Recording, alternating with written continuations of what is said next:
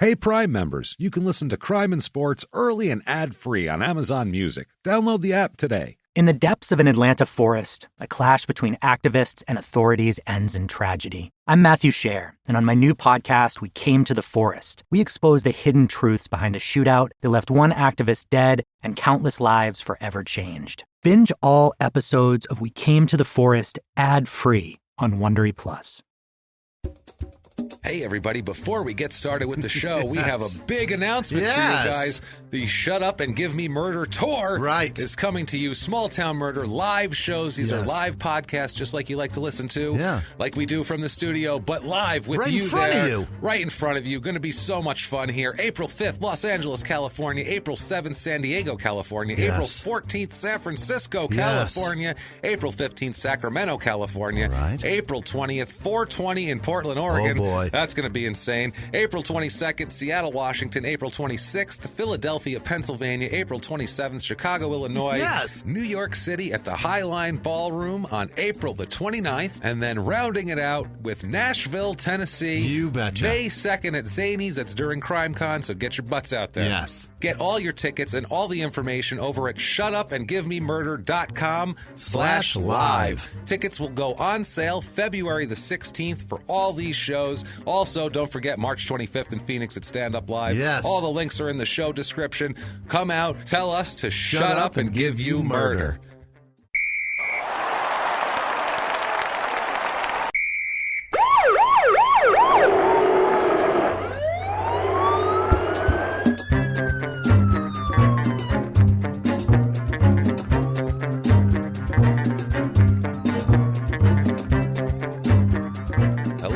Welcome to Crime and Sports. Yay! Yay, indeed, Jimmy. Yay, indeed. My name is James Petrogallo. I'm here with my co-host. I am Jimmy Wissman. Thank you, folks, so much for joining us on another exciting, action-packed edition of Crime and Sports. We are pumped this week. We're pumped, and that's kind of a pun for this week. Really? We're all jacked up, as you'll see. We have it's a wild story. Just a nutty story, but before we get to that craziness, thank you guys so much for your iTunes reviews this week. No doubt. They're huge, and they're still huge. It's not like that goes away, the need for them. So we apologize for that. We always have to keep hitting you, and please give us an iTunes review, but they're that important. It's not our fault. It's iTunes and its funky little algorithm. Little bastard. It's dancing around. It's all drunk. It's been out late.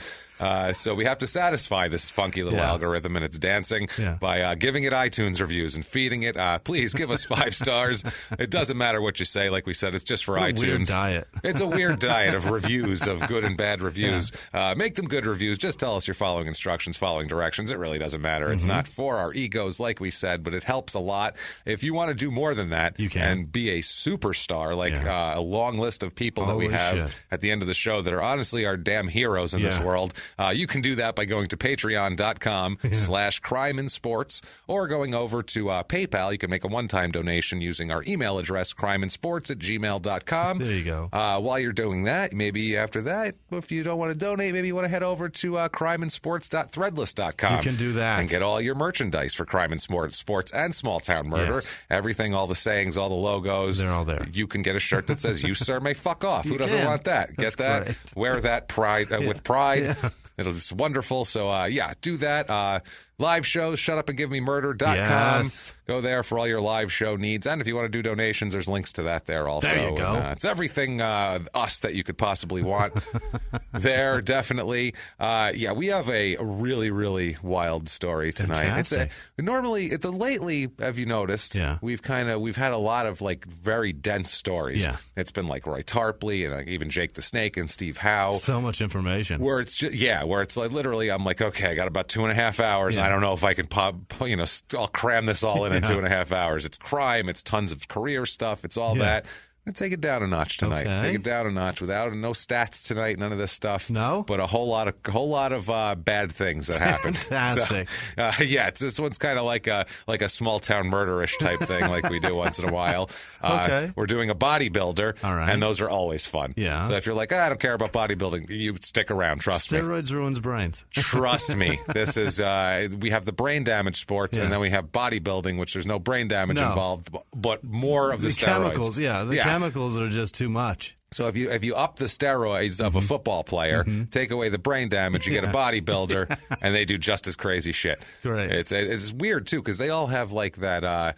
Because you'll get like these basketball or football or baseball players where they have these dense arrest records where it's like a lot of tickets and a lot of this, and they got to fight outside of a bar, and it adds up. Most of the time, the weightlifter guys, these bodybuilder guys, they live these lives of they're not out at the bar to get in fights. No, because they got to rest. They got to rest. They got to be up. They just ate 14 pounds of chicken. They're they on don't a want cycle. to go. Yeah, they are. They're on a cycle. They don't want to. They don't drink because it'll fuck with their physique. So they live like a clean lifestyle most of the time. And then they just snap and murder people. That's generally their MO here. So we'll talk about this. Let's talk about Gordon Kimbrough. Okay. Ever heard of Gordon Kimbrough? No, you probably haven't ever heard of Gordon Kimbrough.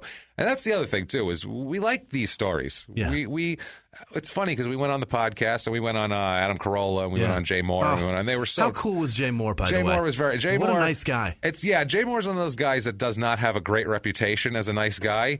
I'm blown away by how nice he is. Like the comedian community even too, and there's been some things out there, but to us, he treated us like a prince. I mean, he had us come into his fucking he had house, us in his home, around his child, treated us like family, That's bananas. And hung out with us, and didn't treat us like riffraff that showed up on his doorstep. Treated us like we mattered something to him. It was nice, right? But when you have like. I realize that he didn't have to have us on, but having us on, you have a certain level of diplomacy in somebody's house. You know what I mean? He's nice, but he didn't even shuttle us out. No, he hung. We tried to get out of there, but we hung at the door for 20 minutes, listening to Colin Quinn impressions and having a good time with Jay. He was amazing. So he was a sweetheart, and Carolla too is also known as kind of a hard ass and all that, and treated us like gold. Couldn't be more the opposite. Couldn't be any nicer. Total, well-oiled machine over there.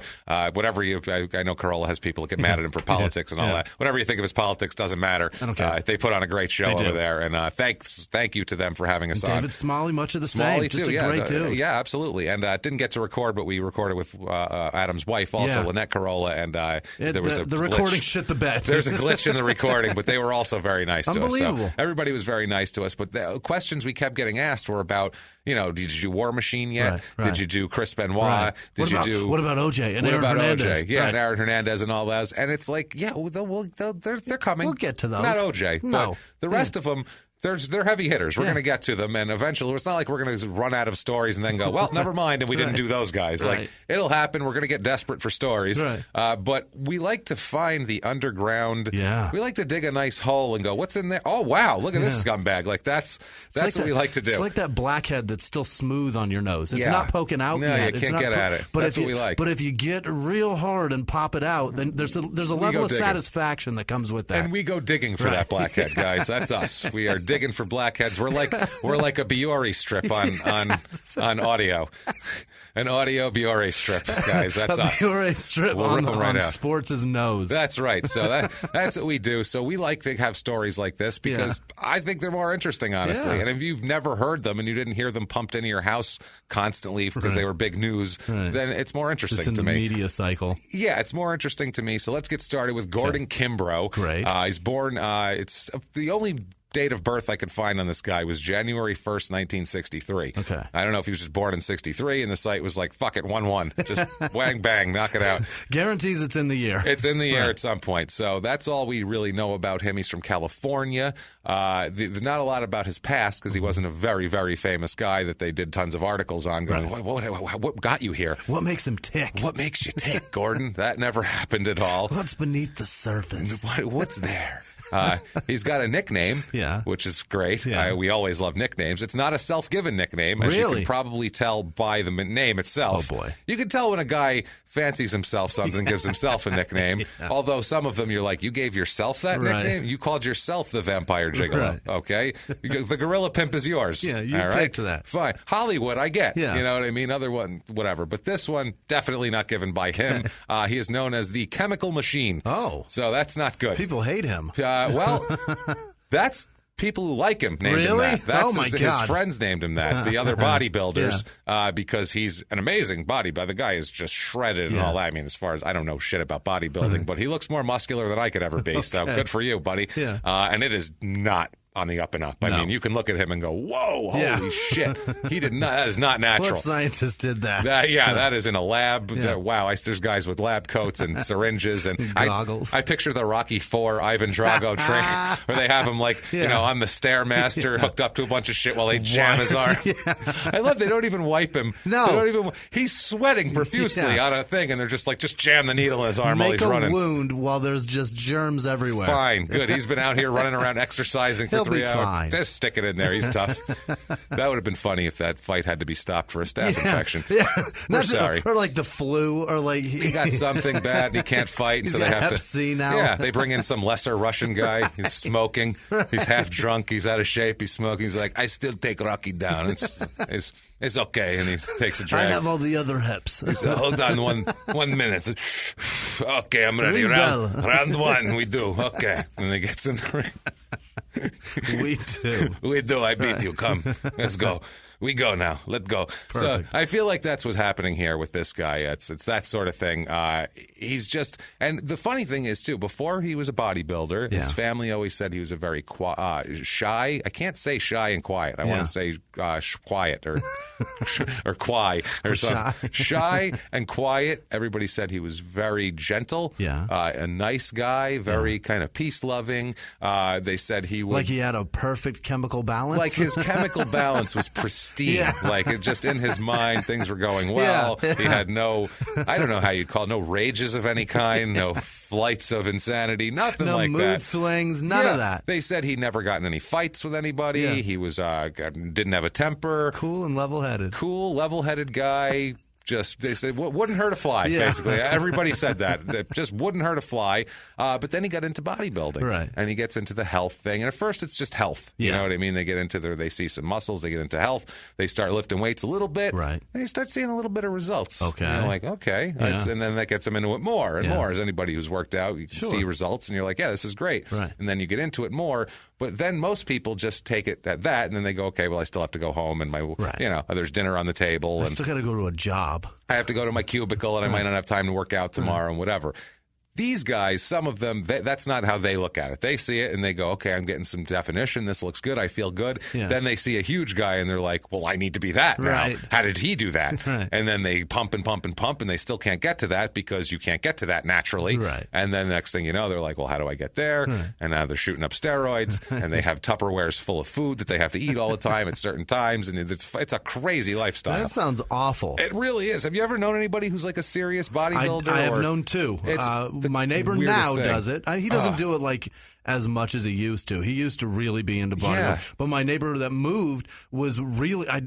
I said in the Bertil Fox episode that he had the gay Oscars in his closet because he had all these just men bodybuilding trophies that he won. It's a fucking weird lifestyle. It's super strange. They really just dedicate every waking minute to it. It's true, and they dedicate it to every aspect of it. Mm-hmm. It's the working out. Yeah. It's the food part of it is the sickest part of it. That's so much the part. Protein. Well, just their whole life revolves around food all the time, and I get that. Believe me, I love food. As an Italian, believe me, at home, Sarah and I, our life revolves around food. It really does. But it's great. It's terrific, but not in this way. Where he's like, shit. All right, I got to go out for 2 hours. I need 8 chicken breasts, 5 baked potatoes. Right. Who does that? Should they put it all in Tupperware and carry it with them? Right. I knew a guy when I was a bouncer years and years and years ago when I was 21 years old, and this guy who ended up playing in the NFL for a while was he had played at a junior college and he just got recruited to play at the University of New Mexico. Okay. So he was trying to bulk up, he needed to bulk up. He was a linebacker. Yeah. So he's just on a weight gain mission until he gets there. He would just walk around eating potatoes like apples. Gross. It was the grossest, weirdest. Disgusting. And I like potatoes, but how can you just eat them like that? A raw one? No, cooked. But he'd just have a Tupperware. Just baked? He'd have a Tupperware with 8 microwave potatoes in it, and he'd just reach in and eat them like apples. Just eat them one after the other. Ugh. And he'd have another Tupperware with chicken and with this and that and pasta. And I'm like, Jesus, boiled eggs in his pocket. Dude, it's ridiculous. That was his whole life. And No. And I said, are you feeling good? He's like, I feel sick always. Always. I am on the verge of throwing up 24 hours a day. My neighbor will send me Snapchat videos of what he just made that's all protein. It's just a plate of a protein bomb. It looks delicious to me. I'm sure it's great. Because I'd love to eat it all. But if you had to eat that 8 times a day? I can't do that, no. Good Lord. No. Yeah, he would say, like, I hope we don't have to throw anyone out because if I have to squeeze someone, I'm throwing up on them. There's no way I can keep this in. He sends me these protein bombs and he's like, just about to head to the gym. And I'm just like, dude, I'd be heading for a fucking nap. Yes. Jesus, that looks heavy. How are you going to lift after that? That is terrible. How are you going to do doing? Any sort of cardio at all with that sitting in your gut? I just don't get that lifestyle. It's crazy. It doesn't work. For me, it wouldn't work. No. It's not my kind of lifestyle. I'm jealous of it. I mean, if I didn't have kids or a wife and I could just do that, that would be wonderful. Nah, I still wouldn't do it. I would never do it. It'd be horrible. I'd just be eating more meatball sandwiches if I didn't have a wife. That's a good plan. Be like, this is great. I'm going to do this. Good plan. I'm going to smoke more weed and eat more meatball sandwiches. That's going to be my plan. When that cheese is crispified on top of a meatball sandwich, you look at that or you go that or an incline press. Fuck you. Fuck it. Yeah, I'm doing Give this. me a foot long. I'll go lay down. Let's do this shit. So, I'm telling you, man. So not Gordon though. Yeah. He became serious into bodybuilding pretty quickly. First, he just was working out, and then it caught on fast. And the thing that caught on fast is he, right away, didn't take him long to go for, hey, I like being in good shape. Look, my arms look better. I can wear a tank top. To, holy shit, how do I get to be that guy? The giant, swelled up, Craig Titus-looking son of a bitch. How do I get to... By the way, Craig Titus, we did an episode on him with Kelly Ryan, got out of jail. We knew all of that.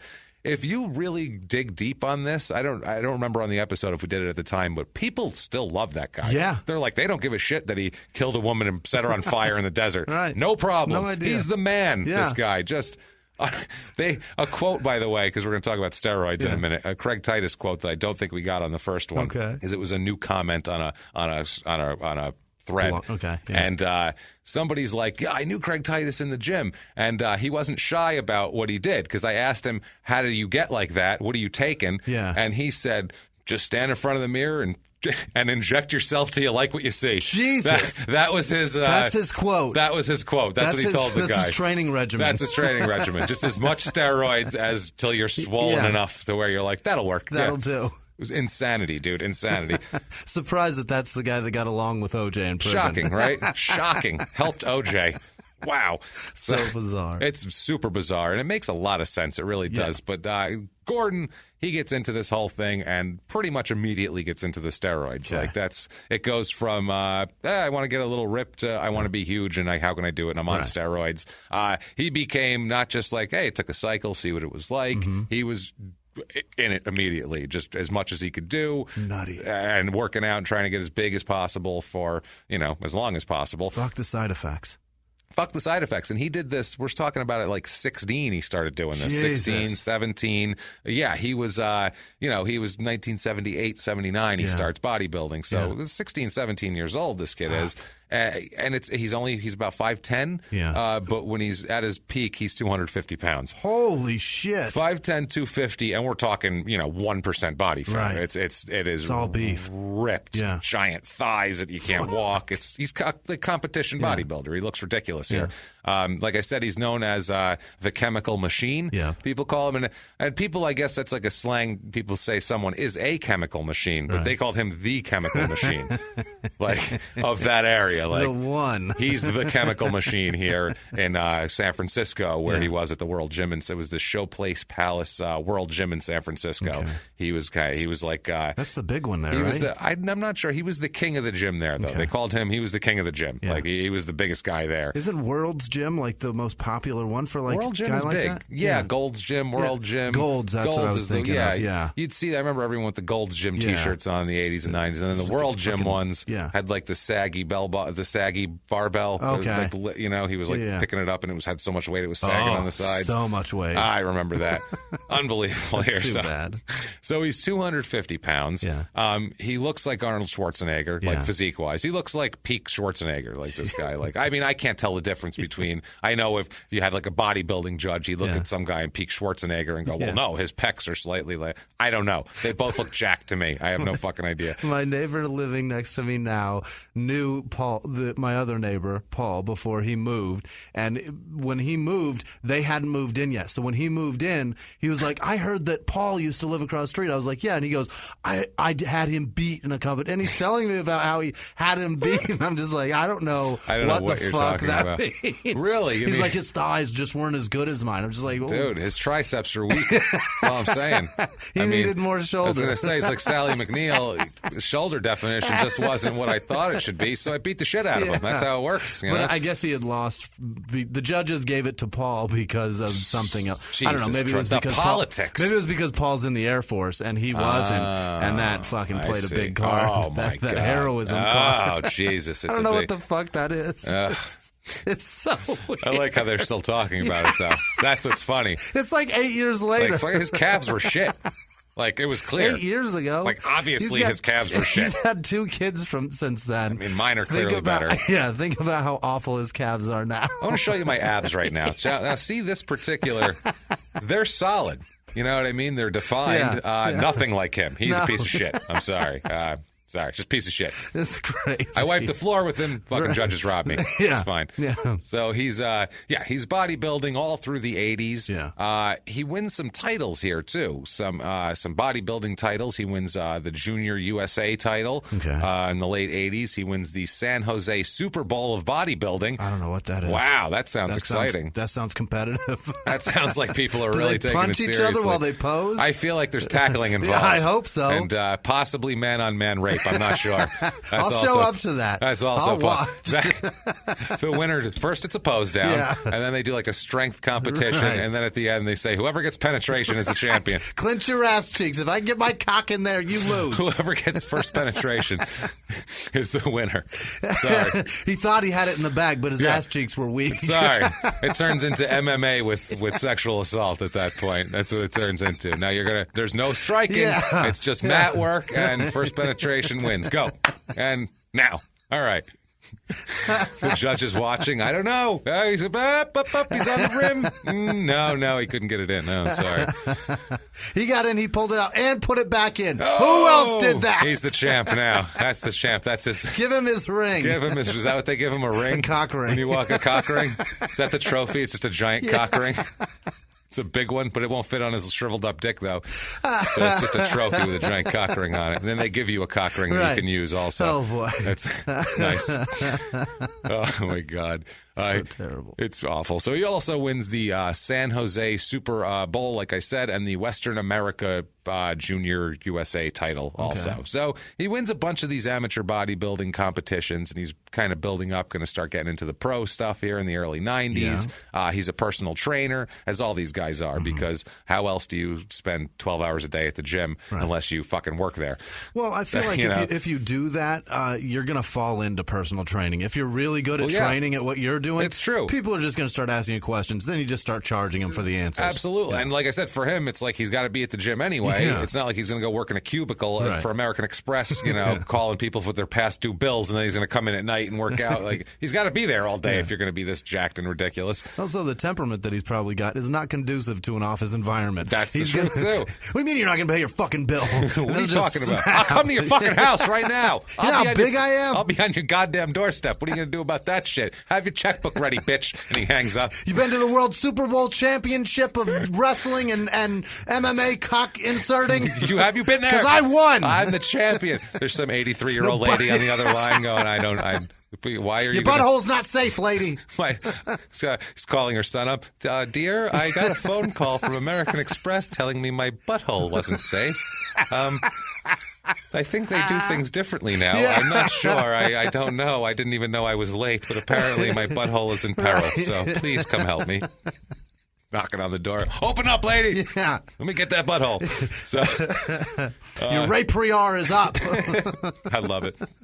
1987 comes around, and I cannot confirm this, and Lord knows I fucking tried to confirm this, but I cannot confirm He may or may not have been in, and I'm pretty sure it was him, but I even tried to find the movie, but there's no name, and I don't know when he would be in it, so it's very difficult, but we're pretty sure he is in the terrible, god-awful Bill Cosby movie Leonard Part 6 in 1987. And this is like known as like one of the worst movies of all time. Of course. Any list of worst movies, it's on there. It's a piece of shit, and it makes it worse now that we know what Bill Cosby did. Yeah. At the time, you were kind of like, yeah, but it's Cosby. It's still charming, and now you're like, oh, it's a lousy movie, and yeesh, oof, and I don't know about that. He apparently was playing a Medusa guard. Okay. I would assume a big jacked up guard guy. So that's why it makes sense that it would be him. Yeah. No picture on IMDb. And like I said, there's like 40 Medusa guards. Sure. So good luck watching the movie and picking his ass out of a fucking crowd of other jacked up dudes. Right. So it doesn't work like that. The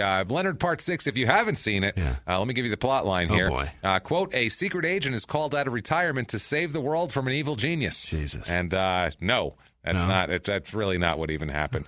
And the secret agent is Bill Cosby, so that like during the Cosby Show years, like a 55-year-old obstetrician is going to save the world. I don't think so. Upper middle class black man is the secret agent who's in his 50s. He's going to wave bye to the 5 kids and come down the steps of the brownstone and get right to it. No problem. Jump in his 007 car. Yeah, and he takes Rudy's little friend with him, the fat kid, and he's like, "You're going to help me out, buddy." I found there's a book about. Basically, it's a guy who was some just regular bodybuilder guy who did a bunch of amateur competitions and did tons of steroids. And he wrote a book just about the whole steroid lifestyle and what he does and all that sort of thing. And it's hilarious. And I could just read you the whole book and that could be the episode, but we don't have time for that.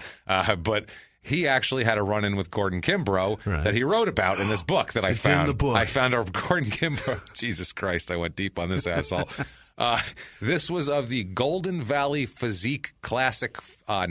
Mm-hmm. That is the bodybuilding competition. This was. So and there was 9 dudes, or this was the 9th competition. I think this is the 9th competition. It's the Roman numeral 9. Got it. So this is the 9th one, and this is as reported from Bodybuilder, Modern Bodybuilding magazine. Wrote this quote that this guy then put in his book. How terrible was that magazine, James? Oh my God! Well, I mean, fantastic if you're really into bodybuilding or oily dudes that you want to stroke to. I'm not sure. Slow tugging to Modern Bodybuilding magazine, I think, has probably happened quite a few times. I always thought, as like a kid, I like wrestling and shit like that. So I was like, oh, bodybuilder magazines, like they're like Slam or whatever. They're like wrestlers, like they're for tough guys. Right. And then when I was like 16, I was like, oh, those are for gay dudes. That's what those are for. Yeah, those are for gay guys who want to jerk off to guys. Right. That's how it works there. I get it. A lot of guys that are in sometimes effeminate costume. Like the Ultimate Warrior wore a lot of pink and yellow. Oh, God. Pink, yellow. He had streamers coming out everywhere. I mean, let's be realistic here. Come on. That looks like a very large gay man. And he was permed up his hair. He was at a perm. By the time he was like champion and everything, he had like highlights in it. It was all permed and feathered. And you're like, Jesus Christ, you look like Farrah Fawcett with a fucking pink Intercontinental title on. Yeah. Your breasts are as big too, sir. Dudes are stroking to that. That's all we're saying. I mean, that's fine. Stroke to whatever you want to stroke to. But that's what I thought it was for. So anyway, Modern Bodybuilding reported, quote, the heavyweight division provided the most intense competition of the night. Gordon Kimbrough came out on top. He had ample mass and thickness. Oh, boy. Oh, my. Got it right between the butt cheeks there. He was slightly smoother than second-place finisher Sam Fusel, but had superior overall development. Fusel was probably the hardest competitor in the contest with incredible serrati, pardon my Latin, and intercostals. That's what the article says. So they're really getting into individual muscles. So the smooth is like, that's obviously that's bad? Yeah, the other guy was more vascular, I suppose, and was bumpier. Because, those guys are all bumpy and weird. But they said that Gordon was overall more developed. Got it. So he wasn't as bumpy, but like his thighs were bigger or whatever the fuck. I don't know what the hell I'm looking at to judge. But smooth, I feel like that's what you want. That would feel, that's what you want. Nice, but in bodybuilding, you want to see ridges. You want to see each grain of each muscle. Absolutely. Yeah. If you release like a ball bearing on you, you want it to really just go in all these little grooves like they used to do in the car commercials. Okay. All around. games you get from your fucking kids' meal. Yeah, exactly. Yeah, one of those. That's what they want there. That's I think the Sam Fusel is the guy who wrote the book, by the way. Got it. But that's a piece of modern bodybuilding magazine, because I figure most people that we are listening to this probably haven't read an issue of modern bodybuilder magazine. This is what that literature is. That's what it is right there. He had ample mass and thickness. And we're supposed to take that as not funny. We're only supposed human. to read that straight face. I'm only human. Sorry. I get it. I'm a modern guy, and we're not homophobic or anything like that. We're gay it up. Go crazy. We're all about that shit. But when you say he had ample mass and thickness, sorry. That sounds like you've been looking at the apex of his thighs far too long. 6th grade James comes out and goes, that's super gay, dude. I don't know, man. You know what I mean? Like, wow. In my brain, Jesus, oh, boy, that's gay. That is super gay. Super gay. So, very, very gay. So, 1989 comes around, and he's been going for a little over 10 years now. Right. He's the king of the gym. He is jacked and roided and winning competitions, as we found out, due to his ample mass, thickness, and overall superior development. Right. He, by the way, second place finisher also takes on another word. Sam Fusel, it said, is slightly smoother, and then second place finisher, which is, now you think about that way differently. Second place finisher, not the guy in second place. Second place finisher. It's the guy that got raped by this guy. Yeah, he did finish. He got it off. Don't worry, he finished too. He finished late. too. Sorry, but he saw it through to the end, which I'm impressed. So, 1989, he's working at this gym, at the World Gym. There's a woman there, a young lady at the time. She's about 21 years old, named Christy Ramsey, and she works behind the front desk. Yeah. And Kimbrough being, he likes the ladies, Kimbrough. Sure he That's does. one thing he likes is the ladies. He got into this for it. That's what I mean. He likes... especially at the gym. Yeah. I mean, if they're at the gym, they're into working out, especially at this gym, because this isn't like LA Fitness where there's secretaries going for 2 hours. Right. Like, these people are into fucking working out. Yeah. So he knows he can walk up to anybody there. They all know who he is, and he's the most jacked guy there. Yeah. You know, he might as well just whip his cock out on the table. That's the way he's feeling about the whole thing. He's got this. So he meets this Christy Ramsey. She works at the front desk. He befriends her. They become buddies, and he's like kind of helping her work out because she's into working out and fitness and all that sort of thing. Pretty quick, though, they become an item. Doesn't take long. She's a pretty girl. She's super pretty, and he's this big jacked up asshole. And you look at these two, and they'd be like the gym couple, and they all called him king and queen of the gym. Jesus. That's what they were. There's a guy named Dennis Thomason who we'll talk about frequently throughout this episode, who is a San Francisco police officer who is a close friend of the couple and a big bodybuilder. He does amateur competitions and everything else, and Gordon is his trainer. Yeah. He said that they had a romantic relationship pretty quickly. He was around them all the time. They move in together quickly. Oh, boy. They compete together. They work out together. They're both crazy for diet and regimen. She gets just as much into it as he does. Yeah. So, I mean, right away, they're match made in heaven. Yeah. I mean, because if everything together. Yeah, and if you're Gordon, it's hard for you probably to have a regular girlfriend. And if you're her who wants to work out all the time, it's hard for her to have a regular boyfriend that just wants to come home from work and go out to dinner and watch some TV. Right. It's not satisfying enough for these people. And then also when you're a regular dude and you've got a girlfriend or a wife that works out that much, she's spending that much time in a place where there's that many dudes. That many oiled up dudes. Oh, that's got to be so brutal. Infuriating. And also, even though he's the king of the gym, he's insecure about her. Of course. Because she's really pretty. She's a really pretty woman, and he's very insecure because everybody in the gym looks at her, and everybody in the gym kind of wants her. Yeah. So I don't blame him for feeling that way, but he takes it a little too far, as we'll see a few times here. You know how that works here. Insecurity, I just don't fucking understand. Well, I mean, if someone's going to wander, they're going to wander. I don't know what you're going to worry about it for. That's where I'm at, is that it's just if they're going to go, then let them go because you don't need that. And also the insecurities, I'm not wired for jealousy. I don't feel jealousy at all. Yeah. I hate myself so much that when shit has happened to me like that, I'm just like, of course she did. Why would she stick around? That makes sense. Well, these guys, too, I feel like a lot of it is a possession thing, and it's an alpha male thing, and it's a very much like that. It's a really toxic masculinity. It's exactly a good way to put it. This is a very, very toxic version of masculinity here, where it's all about testosterone. Yeah. They're literally jamming it into their fucking bodies extra. Like we don't have enough to go off of. They're like, I need fucking more. Right. God damn it! I'm going to be pissed at everything. It's horrific. So, I'm going to be. That just reminded me of 30 Rock. I'm going to be taking things out of context.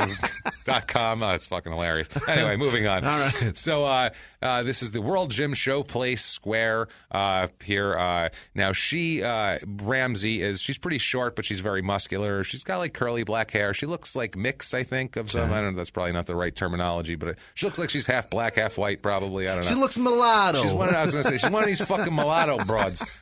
You know, sometimes I got to say, I don't mind the mulatto broads. You know what I mean? Hey, you know, I'm from the neighborhood. I'm not into black chicks or nothing. I mean, come on, Frankie. I mean, once in a while you see one, you're like, hey, look at the fucking ass on this one. But most of the time, I'm not really into black chicks. But I see some of these, and I'm like, she could fucking be she looks Italian, this broad. You know what I mean? I could take her home to my mother, have her fake it a little bit, throw an O on her last name. Maybe I'll marry this fucking broad. That's all I'm saying. You know what I mean? I like the mulatto chicks. Right. You know, these fucking Oreos is beautiful.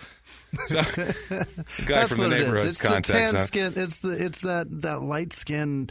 We've said it a million times. Beige babies. They save the world. That's it, man. Yeah. Genetic diversity. We've said it a lot. Yeah. Look at Small Town Murder, Phillips, Oklahoma. No genetic diversity. Look what happens. Shit buckets aplenty. Yeah. Here, genetic diversity, muscles, everybody looks good. Everybody wants to fuck each other. Much better environment, I'd say. Right. Much better. Just going to take a quick break from the show to tell you about one of our sponsors, First Leaf. First Leaf. Words like angular, cassis, opulent. Yeah. If you aren't familiar with those wine terms, you're just like us, too. Yeah. We know nothing about this. I have no idea. I don't care if wine clubs and critics babble on about all of this type of thing. I just want to know, does it taste good? Yeah. Is it good wine? That's the difference. Luckily, we found First Leaf, and it's the only wine club that's based on your taste. Yeah. I just received my First Leaf order, and I know you did, too. And are these some damn fine wines what? It's damn fine. They're good. They're really good. You can customize your First Leaf order by selecting the color, wine regions, and frequency of your wine shipments. Yeah. First Leaf then creates an introductory 3-pack of wine to get you started. The wine I got's phenomenal. It really is. We sat around, had it with a meal, myself and Sarah. It was top-notch. And with First Leaf's introductory pack, you'll get all 3 for just $5 each. Amazing. That's terrific. Normally, these bottles of wine would go for about $20 each, if not more. When your bottles arrive, rate the wine to get personalized selections based on your unique taste. Right. It's like when you set up a Pandora account. They got to figure out your palate. You got to figure out your palate, exactly. The more wines you taste, the better your recommendations are. First Leaf eliminates the middleman and works directly with the world's foremost wineries in France, Italy, and Napa Valley. First Leaf is my new favorite way to rate and buy quality wine. To order your 3-pack of introductory wine for only $15, go to tryfirstleaf.com/CIS. That's 3 bottles of wine for only $15 at tryfirstleaf.com/CIS. Experience First Leaf today at tryfirstleaf.com/CIS. It's affordable and reasonable. Go to tryfirstleaf.com/CIS and get your wine. And now back to the show. She is known to everybody as it's so weird that they would use this, but I saw this quote come out of multiple people that she's invariably friendly. Invariably friendly, which is an odd thing. A lot of people said invariably? Invariably friendly, which I've never heard those two words put together, except in this case by 6 different people. It's almost like they heard the one guy, they read it in the paper like invariably friendly. Yeah, she is invariably friendly. I'm going to call her that too. Yeah, that's a great way to describe Christy. I hope they get a hold Holy of me. Shit, wow. If anybody asks me, I'm going to tell them how invariably friendly she is, because it's pretty crazy. Also very energetic, just never stops, motor. Yeah. She's just like this young 20-something-year-old, early 20s, works in the gym, works out constantly. Yeah. Hey, bubbly, let's do this. She teaches aerobics classes. Jesus. And she's just constantly going, come on, ladies, let's do this, and all that shit, and go and get back to the front desk. Great workout, all right. No. Yeah, can you imagine that? No. Fuck, I am so just encouraging everybody. I spend enough energy trying to encourage myself to get the fuck out of bed. That's what I mean, man. I It's can't to kill imagine. everybody else. And I have no motivation for this shit. My whole demeanor is just, let's take it down a notch. That's my whole, everybody, let's relax. Can we calm down. Yeah, the show, the Curb Your Enthusiasm is the greatest title for a show ever because that's the perfect term ever. Let's all take it back a notch. Calm the fuck down. It's not that fucking great. And so this would be like, whoa, no. That's why you loved that quote from Neil Armstrong in L.A. Traffic. Well, yes, exactly. Neil Armstrong's quote great. was, he was about to get on the space shuttle. It's about to lift off to go to the moon. Amazing. And a fucking reporter jams a mic in the mouth. Like he's just got off a team bus heading into a stadium, and they're like, "You think you guys are going to win today? We have a good chance." And they keep going. This is the same thing. They asked Neil Armstrong, "What's your biggest fear about going to the moon?" And he looked straight in that fucker's face and goes, "It was built by the fucking lowest bidder." And then he got on it and went to the moon. Yeah. It's like, that's a badass right there. I have no confidence. Jim says he just took the luster off of that entire thing. He took all this thing that's around it. All the shine. The shine, and brand just new. It had this feel to it, like this mystical thing. Right. Like we're finally going to conquer the next dimension, and we're all patriotic. And he's like, government contract, shitbox. You ever seen the Etzel? This is fucking worse. By the lowest bidder. Ford probably built this fucking thing. Do you know what I'm saying right now? Shitbox. Anyway, I'm getting on it now to be fired by a rocket into space. Hopefully see you in a few weeks. Have a good one. That's a badass. He didn't even believe in this fucking thing, but he was like, I'm getting on it, I guess. That's your guy. I said I was doing it. So... that's hilarious. It really is. So that I like. That's my perfect thing. That quote ruining that moment is just James every day going, listen, you guys, there's still shit involved in this. You can all be happy all you want. Calm it all down but now. There's shit involved. I'm the shit finder. Right. That's what I do. That's what I do. Yeah, he's my hero now, Neil Armstrong, for that. That was amazing. That's a great quote. It's the best quote. So the one quote about Christy was, quote, when she led an aerobics class, it was 4 notches above everybody else. I used to stare at her. I couldn't believe anybody could have the rhythm down like that. Mm-hmm. That's what one woman gym regular said. Yeah, she's just a bubbly, full of energy, badass type of chick. And this is in the 80s? This is in 1990, 1991. Gotcha. So lots of neon spandex going on. She's French cut with it jammed up her ass. Jammed up her ass. Yeah. Possibly leg warmers still. We're not sure about the leg warmers. It could be happening. But either way, those spandex are neon colors. She has lime green and pink, and holy shit. It is very 1991. And in 1991... Gordon and Christy Ramsey are competing together. Really? They're going around doing pairs competitions for couples, like man and woman pair, which is a weird thing that I didn't know existed, honestly. Because, Kelly Ryan and Titus, she was a fitness model. Mm-hmm. Christy is a fitness model, but she's also like a bodybuilder too. And in 1991, Christy and Gordon win the 1991 USA Pairs Championship. Holy shit! So they're like the best amateur pair of bodybuilders in the country. How about that? So not too well. I don't know. There's probably 25 competitions that are the Fort Worth USA pairs. I'm sure there's a lot. Full of people. They're all. Oh yeah. Oh Christ. They're all full of people, and I'm sure, like everything else with this, it's very competitive. Yeah. Even in the gym, it's so competitive with these guys. He benched 10 pounds more than me, and his arms are half an inch bigger than mine, and they're fucking nuts with each other. So like every day they go to the gym, it's always competition. Everything's competition. It's really they're like comedians. Anytime I go to the gym, I just try to get near the oldest person in the room and just do like better. 2 reps more than them. You should do that. Plus, you're like, if he doesn't drop dead, I should be good. Yeah. That's the other thing. I won't push it much harder than him, and I'll see where he goes with it. And then I'll see. It's keeping that fucker alive. It'll keep me alive. Fuck it. We can try it anyway. Let's give it a shot here. So they win that title, and I'm going to say it now. Grace. That's it. This is Grace right Wowza. here. This is Grace. He's had a nice life so far. Yeah. He's worked out a lot. He's, had lots of chicks and women, and he's got a nice girlfriend that they win the title. And she's beautiful. She's beautiful, and he's king of the gym, the chemical machine. Amazing. Ivan Drago, Black Ivan Drago, coming for that ass right here. So that's Grace here.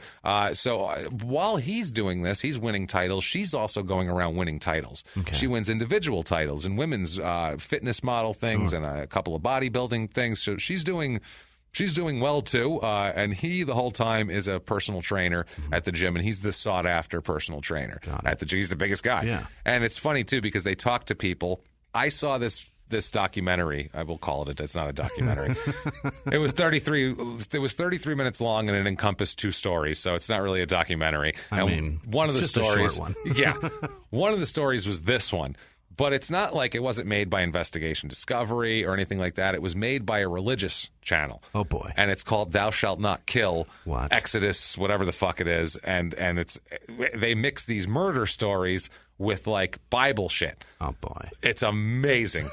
It's amazing. Yeah, it's the funniest fucking thing I've ever seen in my life. Because they'll like talk about all this murder shit, and then they'll talk about somebody who strangled somebody, did all that, and then they'll be like, in Exodus 14:29, it says that this and that. I mean, and they're trying to like relate the shit to like the real world. I mean, a man that does that, he's just asking for it back at him, and you're just like, okay, but they keep doing it. It's so fun, and like the narrator has like little things he'll throw in that like a little religious thing. Their relationship was born again. Oh boy, like things like that. It's fucking weird, dude. Vile. I'll get into some other shit later, but it was the weirdest damn thing I ever saw with this whole deal here. People love them though. They like them. They're good looking, head turning.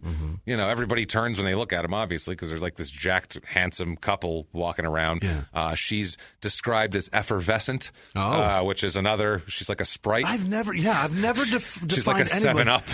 She's like a dessert wine. Yeah, a sparkling dessert wine. What I mean. What She's is this? bubbly and a bouncy personality, very upbeat. Yeah. But it's around this time when they start winning competitions that her friends start to notice a couple demeanor changes in Christy. They start to notice things in her that they didn't notice before. Before, she's always the friendliest, nicest, most bouncy, happy person. Invariably friendly. By many mouths have said that. At this point, there's demeanor changes in Christy. Friends say that she became very aggressive. They say her whole temperament changed. Weird. She became short-tempered. Quote, she couldn't be bothered with a lot of stuff and used the competition as an excuse. At this time, is what they said. Meanwhile, sounds like this is when she's getting ready for bodybuilding competition. So she's sounds finding like somebody's stash. He's turning her on like, hey, this is great and all, but if you want to win, I can help you. You're winning, but if you want to crush everybody, you can do it. Yeah. Right. By the way, there's people quotes saying like people would. He was like the best salesman at the gym too. Like one woman was saying like it was her first day at the gym and he was like, I can help you. Yeah. I can get you into shape. And she was like, she saw him and was like, I guess you can. Sure. Yeah. And like, he's a good salesman. He walks up looking like he looks. You're like, fuck, I guess you do know what you're doing. Sure. And then all of a sudden she's got a trunk full of supplements. Yeah, a trunk full of shit that he sold her at the counter. She's like, what is this powder shit? This doesn't dissolve. This is terrible. Tastes like chalk. I haven't shit in 4 weeks, sir. I don't know what you fed me. And I shit solid pellets last time. I don't even think they were poop. I'm having a problem. I don't know what they were. I shit like a reindeer. What happened? It was a reindeer, but they were metallic, so I think that's a problem. What are you feeding me? They clanked and cracked the bowl. What happened? I know I'm supposed to eat iron, but this is ridiculous. So, she couldn't be bothered with a lot of stuff. And this is Kimbrough here. Gordon becomes bigger and bigger at this moment. This is he like tacks on another 20 pounds now, and they're like, Jesus Christ. He's like, this is the Craig Titus technique here of look in the mirror and inject yourself till you like what you see. You like what you see. Man, he was doing 500-pound lifts and all that. Like he's only 5'10", and that's crazy. Whatever. Yeah, so he's really strong, really strong. They're the perfect couple to everybody. Like I said, they work together. They win titles together. There's a photo of them taken in February of '93 that I'll post on social media, definitely, with him looking jacked, and she's like kind of behind on the side of him, like with her hand on his arm, and she looks like all pretty, but like in shape, and it's like it looks like this is you want to be the perfect couple. Like this would be what the gym sends out on their ads. You know what I mean? Like look like this with your get a beautiful person, get a beautiful woman or a beautiful guy, be jacked up, come here. There's also pictures of one of Ramsey lifting. She has dumbbells like laying down doing that, and he's standing there kind of spotting her. It's an article on them and I don't know, their whatever. Their workout regimen, and it shows them together, and look how nice he is. He's helping her along since he's been doing this longer, blah, blah, blah. It's at this point, too, while the relationship is going great, everything's fantastic, they're winning, they're happy. Sure. They're effervescent, for Christ's sake, invariably friendly, but also on steroids. This is when he starts cheating a lot. Oh, boy. He likes to cheat. He likes the ladies. He's got an ego. And I don't know. I'm go out on a limb here, but I feel like any of these bodybuilders, and I don't mean just you're going to work out to be in shape. These guys who are competitive, looking at another guy going, his triceps are slightly less than mine. Right. Your fucking ego has to be enormous, and it must take a lot to feed it. Sure. You know what I mean? Like they need people to like them physically. Right. That's literally their whole self-worth. Right. Is in, are you impressed with me physically? You see that when you meet them. Yeah, there's no interview section in bodybuilding competitions. There's no like, well, what would you do to stop world hunger and get peace in Palestine and Israel? They don't have that section. Right. These guys could be fucking illiterate and not even have the gift of speech, and they'd be like, look at his pecs, man, and boom. He wins. I mean, I found just the meatheadedness of a lot of this. There was a site I found something on, and the site was called spotmebro.com. What? I'm like, this is the meat, and it wasn't sarcastic. It wasn't like about asshole bodybuilders or something. They weren't like making fun of. No, they were like, take the supplement, bro. Like it was like spotmebro.com. Spotmebro.com sounds like a spoof website that people would be like fucking people of Walmart.com. Yeah. It seems like you'd be at the gym and you'd take a picture of a dude and send it to spotmebro.com. Or it's like the SNL sketch from the 90s with how much you bench. Remember that? Yeah, how much you bench. It'd be like one of those. You know? That's what I feel like it would be. So fucking stupid. So stupid. So he's cheating a lot here. The problem is, too, this is not smart on his part. If you're going to cheat, go outside the gym to cheat. He's getting chicks there? She works there. She's there all the time. She works there. Everybody knows her. If anyone sees him with somebody, someone's going to tip her off. It's not smart. But he's sneaking around with other female gym members, all left and right. Tons of them. Terrible. Mostly you don't shit where you eat. No, and mostly his clients, and he eats everywhere, so he shouldn't eat. He's constantly eating, so there's no shitting for this guy at all, not even in his own bathroom. You eat here, sir. You eat everywhere. That's how he's probably eating while he shits. Right. That's the lifestyle he's living. He's like cutting up a chicken breast on the retention bowl of the toilet. Yeah, that's it. And he's really pushing, trying to get one out, and he's like, hold on, I need 2 more bites. And he pushes it out. I can't get this out because I don't have enough protein inside me. More. I need more energy. I need weight to push it down. I need more energy to push. Jesus. One of the members said, quote, from what I understand, just from gossip at the gym, the relationship didn't seem too stable to me at this point. Because this is when they're like fighting at the gym and shit over women. Because he's banging around with whatever he can get his hands on. Yeah. And she's like, hey, asshole, stop doing this and embarrassing me in my place of work and being dishonest to me and everything else. He's wandering around telling him to spot him while he pisses. Yeah. He's like, it's a tough job. Might take 2 of you, but one of you will settle for it. Give it a shot. Me. Come spot me, bro. That's not what a stupid fucking phrase. That's when you would not want to hear spot me, bro. Someone whips your cock out. I don't think so. You are on your own, mister. Right. Also, this female member said, quote, Gordon would start to schedule female clients when Christy wasn't at the gym so he could work with them without her around. Mm-hmm. So it's like, oh, you're off this morning? Well, you're off Thursday morning. You don't come in till noon? Okay, let me schedule 2 women to come in Thursday morning. It's like one of those things. He's doing that. Pretty transparent shit, honestly. Maybe the first few times he did it, not transparent. Oh, this person can only do it in the morning, whatever. Right. But then it's like, hey, how come you only have chick clients in the mornings when I'm not there or in the afternoons when I'm not there? Now, this part coming up And the parts before this that I just gave you, the quotes of the relationship didn't seem too stable, blah, blah, blah. This is from the Christian documentary. Great. Okay? It's amazing, this thing. It's so fucking funny. I saw a Christian documentary about a psychopathic little girl, and they I don't know if it's a Christian documentary, but at the end, it's very Christian because they put her into like Bible study and shit, and now she's fine. But before they put her in the Bible study thing, she was jamming needles in their pets and talking about wanting to kill her family. Bible study, and she was masturbating in public. She was 8, and she's is that even masturbating at that point, or is that just freaking out the adults? The at mom that point? is losing her shit. She's like, I'm in the car with her, and then I turn around to tell her brother to stop doing something, and she's there with her legs spread, masturbating. And you can't really say that about an 8-year-old. And not for nothing, but hey, Mom, that's your fucking fault because 8-year-olds don't do that unless they were molested most of the time. So you probably didn't protect your fucking daughter enough, and now she's lashing out because she's been fucking abused by somebody, and you take her to church to get her... rather than a goddamn psychiatrist to fucking the problem the next 20 years. She was adopted. She was raped by her real father. Right? Just fucking obviously. And the adopted mother, the adopted father are like, she's got a problem. Yeah, of course. A dude she's been fucking molested. Ruined her. Right. I would say if you have kids and they're doing shit like that, check that shit before you check devil. If you check off every other box and you can't figure it out, then maybe you have to ask that maybe it's the devil.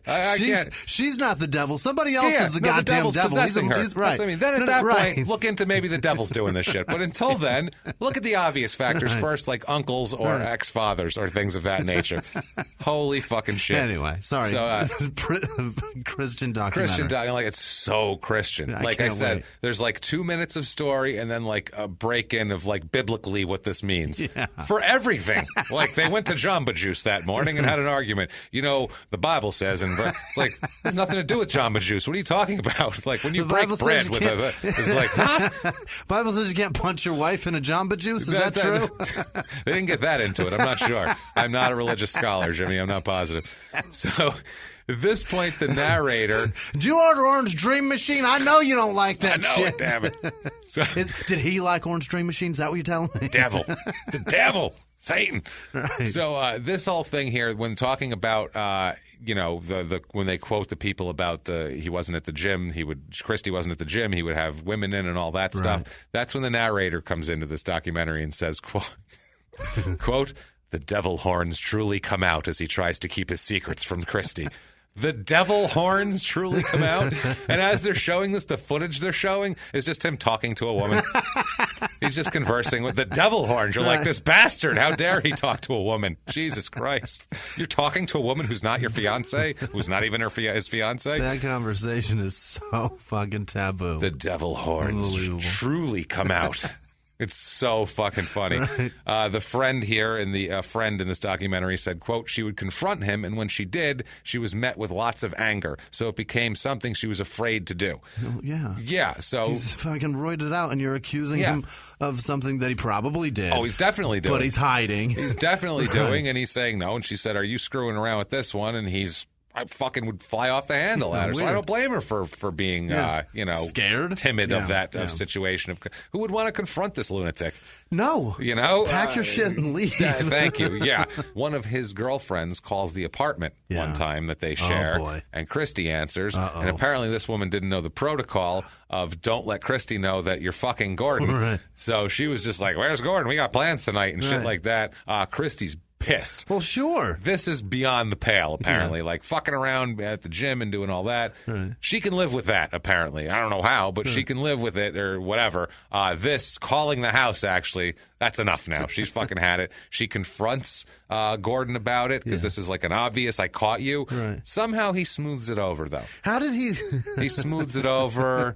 I don't know how. How the fuck do you smooth over? I gave another woman our home phone number where I share a domicile with you. Not smart. I gave that number to another woman that I'm fucking. And you know about it. Now how do you fucking smooth that over? That's more than a trip to the Olive Garden, I feel like it would take for that one. Maybe he gave her Jamba Juice ain't clearing that shit up. He gave her a Tupperware full of baked potatoes, which is like a dozen roses to this woman, and she was like, okay, fine, I get it. Right. You are sorry. I didn't realize you were sorry. These russets, you know the way to my heart. These are in the oven. These weren't microwaved, right? Yeah, you know. All right, never mind. You're okay. Come on back in, baby. It's okay.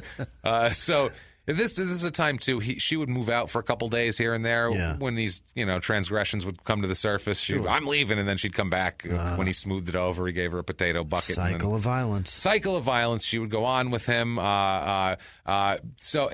say that the steroid use really made things worse. Yeah. When she started it and when he was really getting into it more. Sure. It made things worse. And no one sees it. They all just see them as this perfect couple. They don't see that, oh, wow, these two are actually at each other's throats and he's cheating and fucking around. It just looks like, wow, the king and queen, Right. King and queen of the prom here. This is great.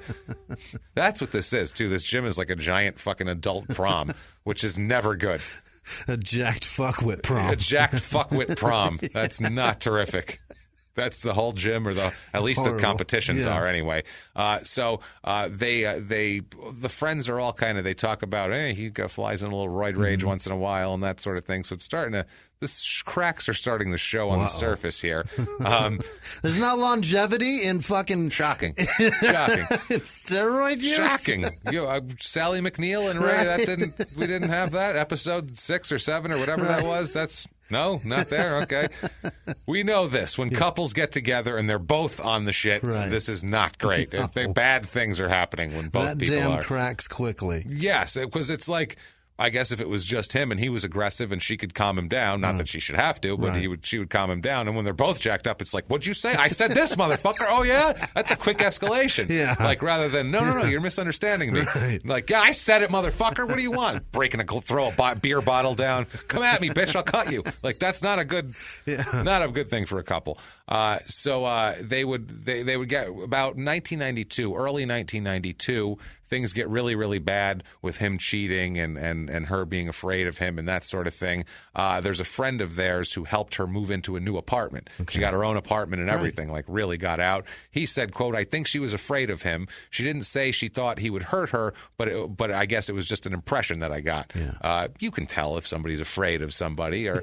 I mean, you can tell. Yeah. Say something if you know someone like that. Yeah, no doubt. Just ask if they're okay. That's, and all joking aside, we've been dicks this whole time or whatever. But when it comes to domestic shit like this, violence it's is not no funny. Fucking joke. That shit's not. Yeah, no. it's terrible. So it's for real. If you have somebody like that, they might be embarrassed about it. You don't know. Somebody emailed me fairly recently and told me that after an episode like this about domestic violence, she got out and it was like near a year ago, and she just messaged me recently telling me that she's doing fucking great. That's great. And man. she couldn't be happier. And that's terrific. She's getting her self-esteem back up. Good for her. It's amazing what will happen to you as a person if you get the fuck out of that relationship. Yeah, and we understand, too. I mean, I know it's terrifying. It's hard, and a lot of people can't get out, and there's finances, and there's also, fear, and they don't have the resources. And, hey, man, we get that. That's fuck, man. We feel horrible for anybody in that situation. But honestly, if you have a friend that you're talking to and you get a feeling like that, just ask them if they're okay. Out. Maybe they won't tell you. Who knows? I mean, maybe that's embarrassing to them. Right. A lot of times they won't tell you out of more embarrassment than fear. Right. Anything. But if you go to lift your phone when you're out with them and they fucking wince, maybe there's a problem somewhere. You should ask questions. Nothing you can do but try to be there and encourage this person to try to get help and try to help them if you can. I don't know. I mean, I don't know if that's even the appropriate thing to do. We're going to get tweets now from people going, actually, in that situation.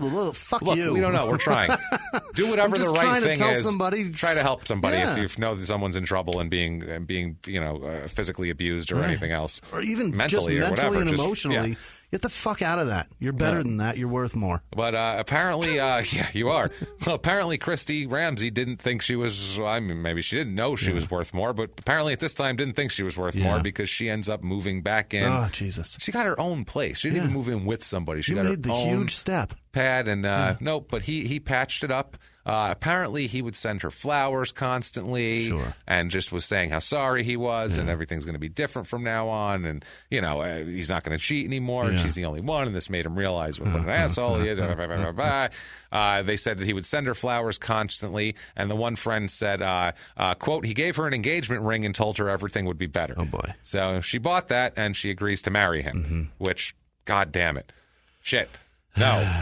opposite of what you're supposed to do here. So many opinions right now. Yeah, don't marry this fucking asshole. And he thought that, I don't get it, man. So October 92, relationship is not going well. It's still, I mean, they still have their same problems. He can send all the flowers he wants. It doesn't mean that they're going to get along and everything's, rosy now. Sorry. So anyway, he apparently just the bodybuilding competitions, he's having tons of affairs.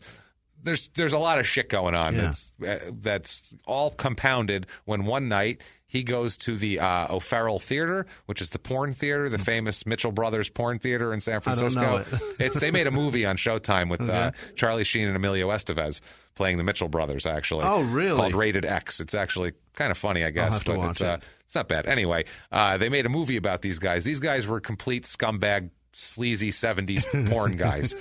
They were dirtbag, cokehead, fucking scumbags. It's a Jack Theater? Like you go there to tug? Yeah, it's unbelievable. And it was like the big one though. It's a nationwide famous theater. Really? It was because there was huge legal fights over it. Really? Yeah, a lot of the decency laws and shit. They had to fight. They went to court constantly. These guys. These guys also brought suits against mafia guys and people like that. Oh, that's lawsuits dangerous. For distributing their porn, because they were porn back then was like you could just steal it and put it up. Yeah. There was no fucking who are you going to run to? Still kind of exists. But I mean, it was kind of like borderline illegal back then. Yeah. The decency laws were different, and different jurisdictions had different laws about pornography. So if you could just get a hold of a film, you just show it in a theater and charge money. What the fuck are they going to do? And especially the mob would do it because they'd be like, "What are they going to fuck? Right. Who cares? We make people disappear. Yeah, go complain to us. See what happens. It doesn't matter. There's 100 guys jerking off to it, and you didn't get a dime. Right. Fuck off." That's what they'd say. So these guys had to fight them. They had federal lawsuits. The government came after them really hard. They were like kind of Lenny Bruce of porn a little bit, where they would come. They would say, if you show this movie tonight, we're going to arrest you. And so they would show the movie and make a big deal about being arrested. Wow. Yeah, it was a crazy deal. That's brilliant, though. That'll get you so much press. So much press, so much so that October 1992, it was still a popular place from the 70s. My Christ. So that tells you a lot right there. So Kimbrough goes out to the O'Farrell Theater to see some porn movie opening or some shit like that. Crazy, crazy time. Walks down the red carpet and all that shit. You know that, waving. Hi, how you doing? People asking him questions. So he runs by. What lube did you bring? Are you lubed up? Right. Are you now? Oh, never mind. You're always lubed up. You don't need lube. You're constantly oily. Who are you wearing? Nobody in a minute. I'm going to take it all off. Take it all off, and I'm going to wrestle that guy to completion. In those theaters, did they like... I'm so fascinated right now. Yeah, this is before our time. Did they like take their pants off, or what did they do to do this? I would hope. Was there rags? Did they just leave it on the floor? I would imagine this is where. I assume you're dropping your load on the floor in this place. Is there courtesy? No, I think this back of the seat on the floor. Is I it don't just think these guys care. a crusty ass seat that you sit in? I think they come in with like one of those like self car wash hoses, like on a big long stick afterwards, with the foam coming out, and get the place down. It's so much. This is before like our time, like this sort of thing. This information is too much for me. I remember in 7th grade, 8th grade, a kid was like, I went down in the city. Him and his friends went down for something. He was like 13, 14 years old, and this was like in the 90s, right before they really cleaned up New York City, where you could still go to Times Square. And he's like, yeah, man, for $5, I stuck 4 fingers in this lady through a hole in the wall. God. I'm like, what? The fuck is wrong with you? That's what he told me. And he was super excited about it. He was super jacked up. That's $1.25 a finger, man. Yeah, that's like a lot. You put your arm through the slot like, you're doing like when they make small machinery with nuclear stuff, like those gloves on through the thing, except there's no gloves. You put it through, it's like a drive-through slot, like a bank teller thing. And he went to work on this poor lady back there. And I was like, 13. I was like, was she good looking? He's like, oh, no, she's fucking gross. And I'm like, why'd you do that then? What is going on here? But that's what this was about. These people were perverts. I couldn't be happier to be born so late. No shit. Me too. Because this was like the tail end of it. Like he was too young to be doing that shit too. I was like, huh? This is weird. The internet fixed all this problem. Thank shit for that. Yeah, it took all of the masturbating indoors. That's where it should be. Please. Masturbate indoors, everybody. Keep it in your own house. Oh, God. Jesus Christ. So...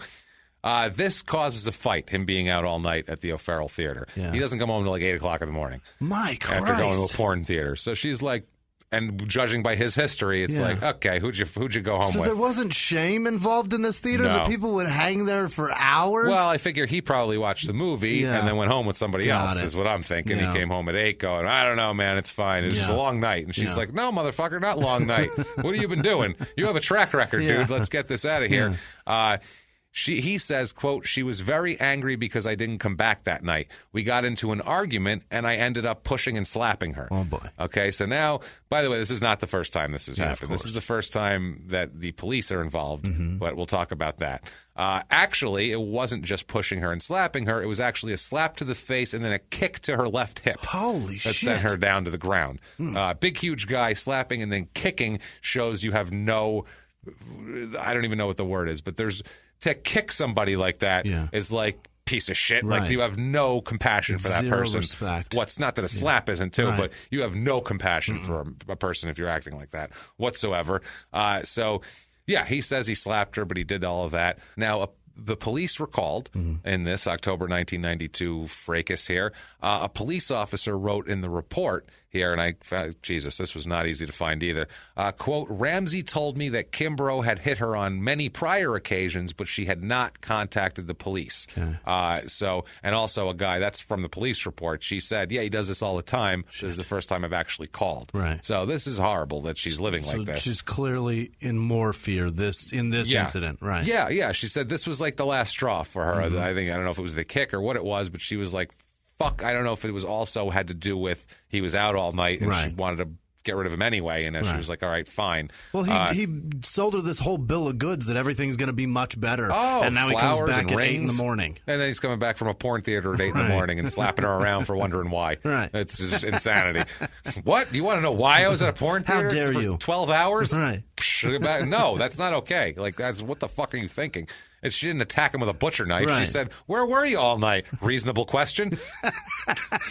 Maybe answer it. That's probably going to be question as he's driving home. He should have had that locked and loaded. Right. He should have had a like, story. Where have I been? Yeah. And by the way, no cell phones back then. Yeah. So, I mean, he did have the all-night buffer of being able to come up with it rather than having to answer a text at 2 in the morning as to what he's doing currently, which would have been much more difficult for him. Much more difficult. Another friend of theirs who knew Gordon for about 15 years said that he'd, quote, he'd been known to knock her around. Jesus. So this is like a known thing with their friends. She ends up moving out and moving in with her sister at this point. Okay. Which good. Yeah. At least she's out of the house. She moves in with her sister. He keeps coming over, trying to talk to her. He won't let it go. He begs. He pleads. He shows up at the door. She has to call the cops a couple of times to say, and he's not being violent, but he's like yelling outside the window. He's like stalker behavior. He's like non-charming John Cusack is basically what he is. He's out there. He left the boombox at home. Yeah. And just brought his pipes. He brought his, where the fuck are you, Christy? Come back. Christy, I'm sorry. Like, you can't be having that outside her apartment. She'd yell out the window to go home, and he wouldn't go home. He's like, Christy!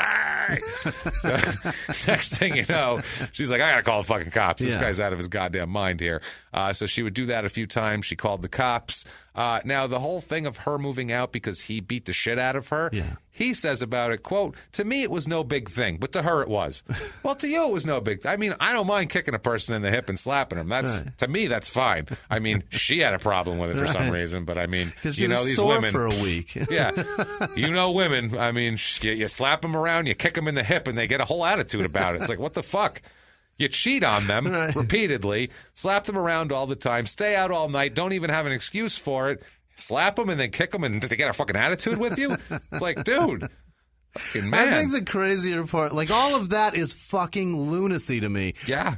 Spending 12 hours in a jack room by yourself. I don't think he was in the theater. I don't think so either. I think he left with but that would be his story. Right. That was a the marathon. Story. That's fucking nuts. We screened 4 films.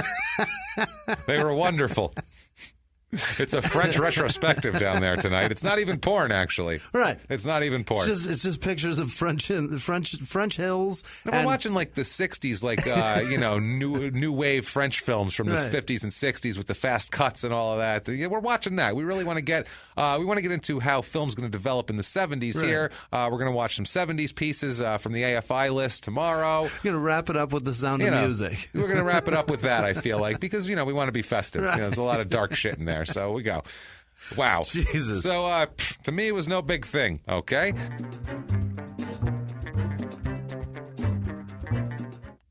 Behind the closed doors of government offices and military compounds, there are hidden stories and buried secrets from the darkest corners of history.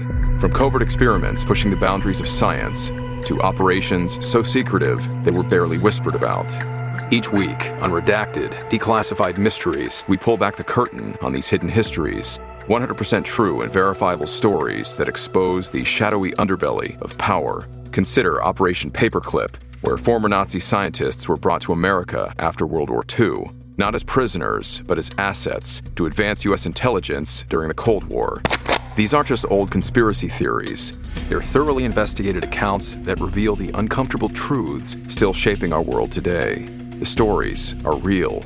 The secrets are shocking. Follow Redacted, Declassified Mysteries on the Wondery app or wherever you get your podcasts. You can listen to Redacted early and ad-free right now on Wondery Plus. He was hip-hop's biggest mogul, the man who redefined fame, fortune, and the music industry. The first male rapper to be honored on the Hollywood Walk of Fame, Sean Diddy Combs. Diddy built an empire and lived a life most people only dream about. Everybody know ain't no party like a Diddy party, so. Yeah, that's what's up. But just as quickly as his empire rose, it came crashing down. Today I'm announcing the unsealing of a 3-count indictment, charging Sean Combs with racketeering conspiracy, sex trafficking, interstate transportation for prostitution. I was up. I hit rock bottom, but I made no excuses. I'm disgusted. I'm so sorry. Until you're wearing an orange jumpsuit, it's not real. Now it's real. From his meteoric rise to his shocking fall from grace, from law and crime, this is the rise and fall of Diddy. Listen to the rise and fall of Diddy exclusively with Wondery Plus. And now back to the show.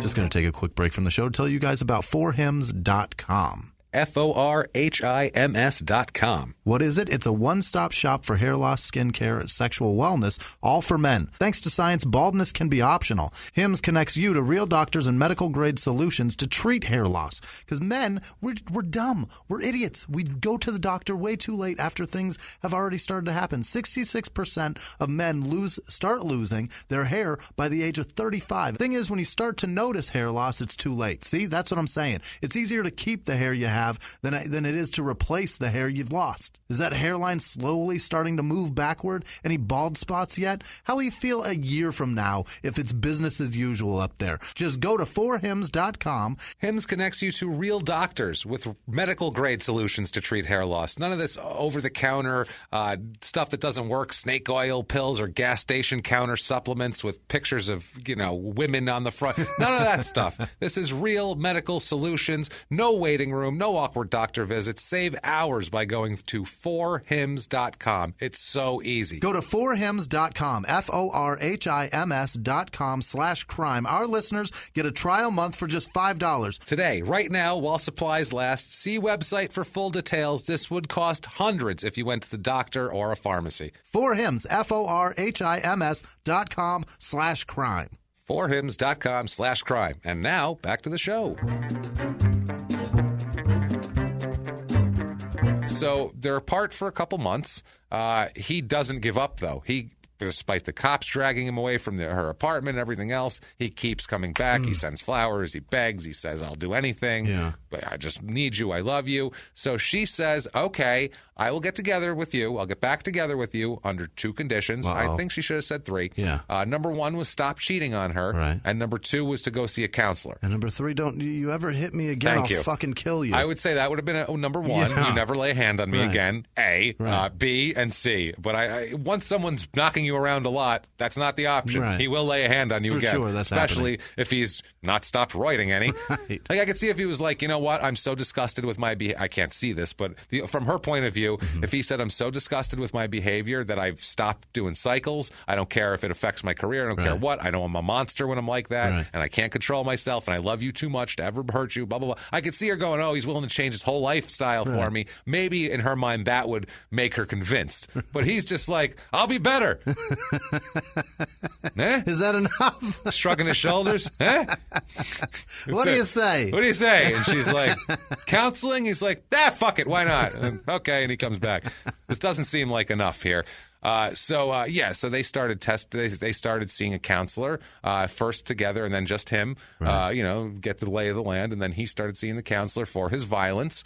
The counselor considered it a huge step for him that he was seeking help, because apparently he's not one to admit when he's wrong ever or say that he has any problems. Weird. He's all ego and all pride and all, I'm perfect. That's it. Look at me. I'm perfect. I win. A judge told me I was perfect. Judges tell me I was perfect. Also, too, I penetrated the guy faster than the other one. But he also said my calves are pretty good. Right. So on top of that, and I'm a fast fuck. So I got two things going for me right now.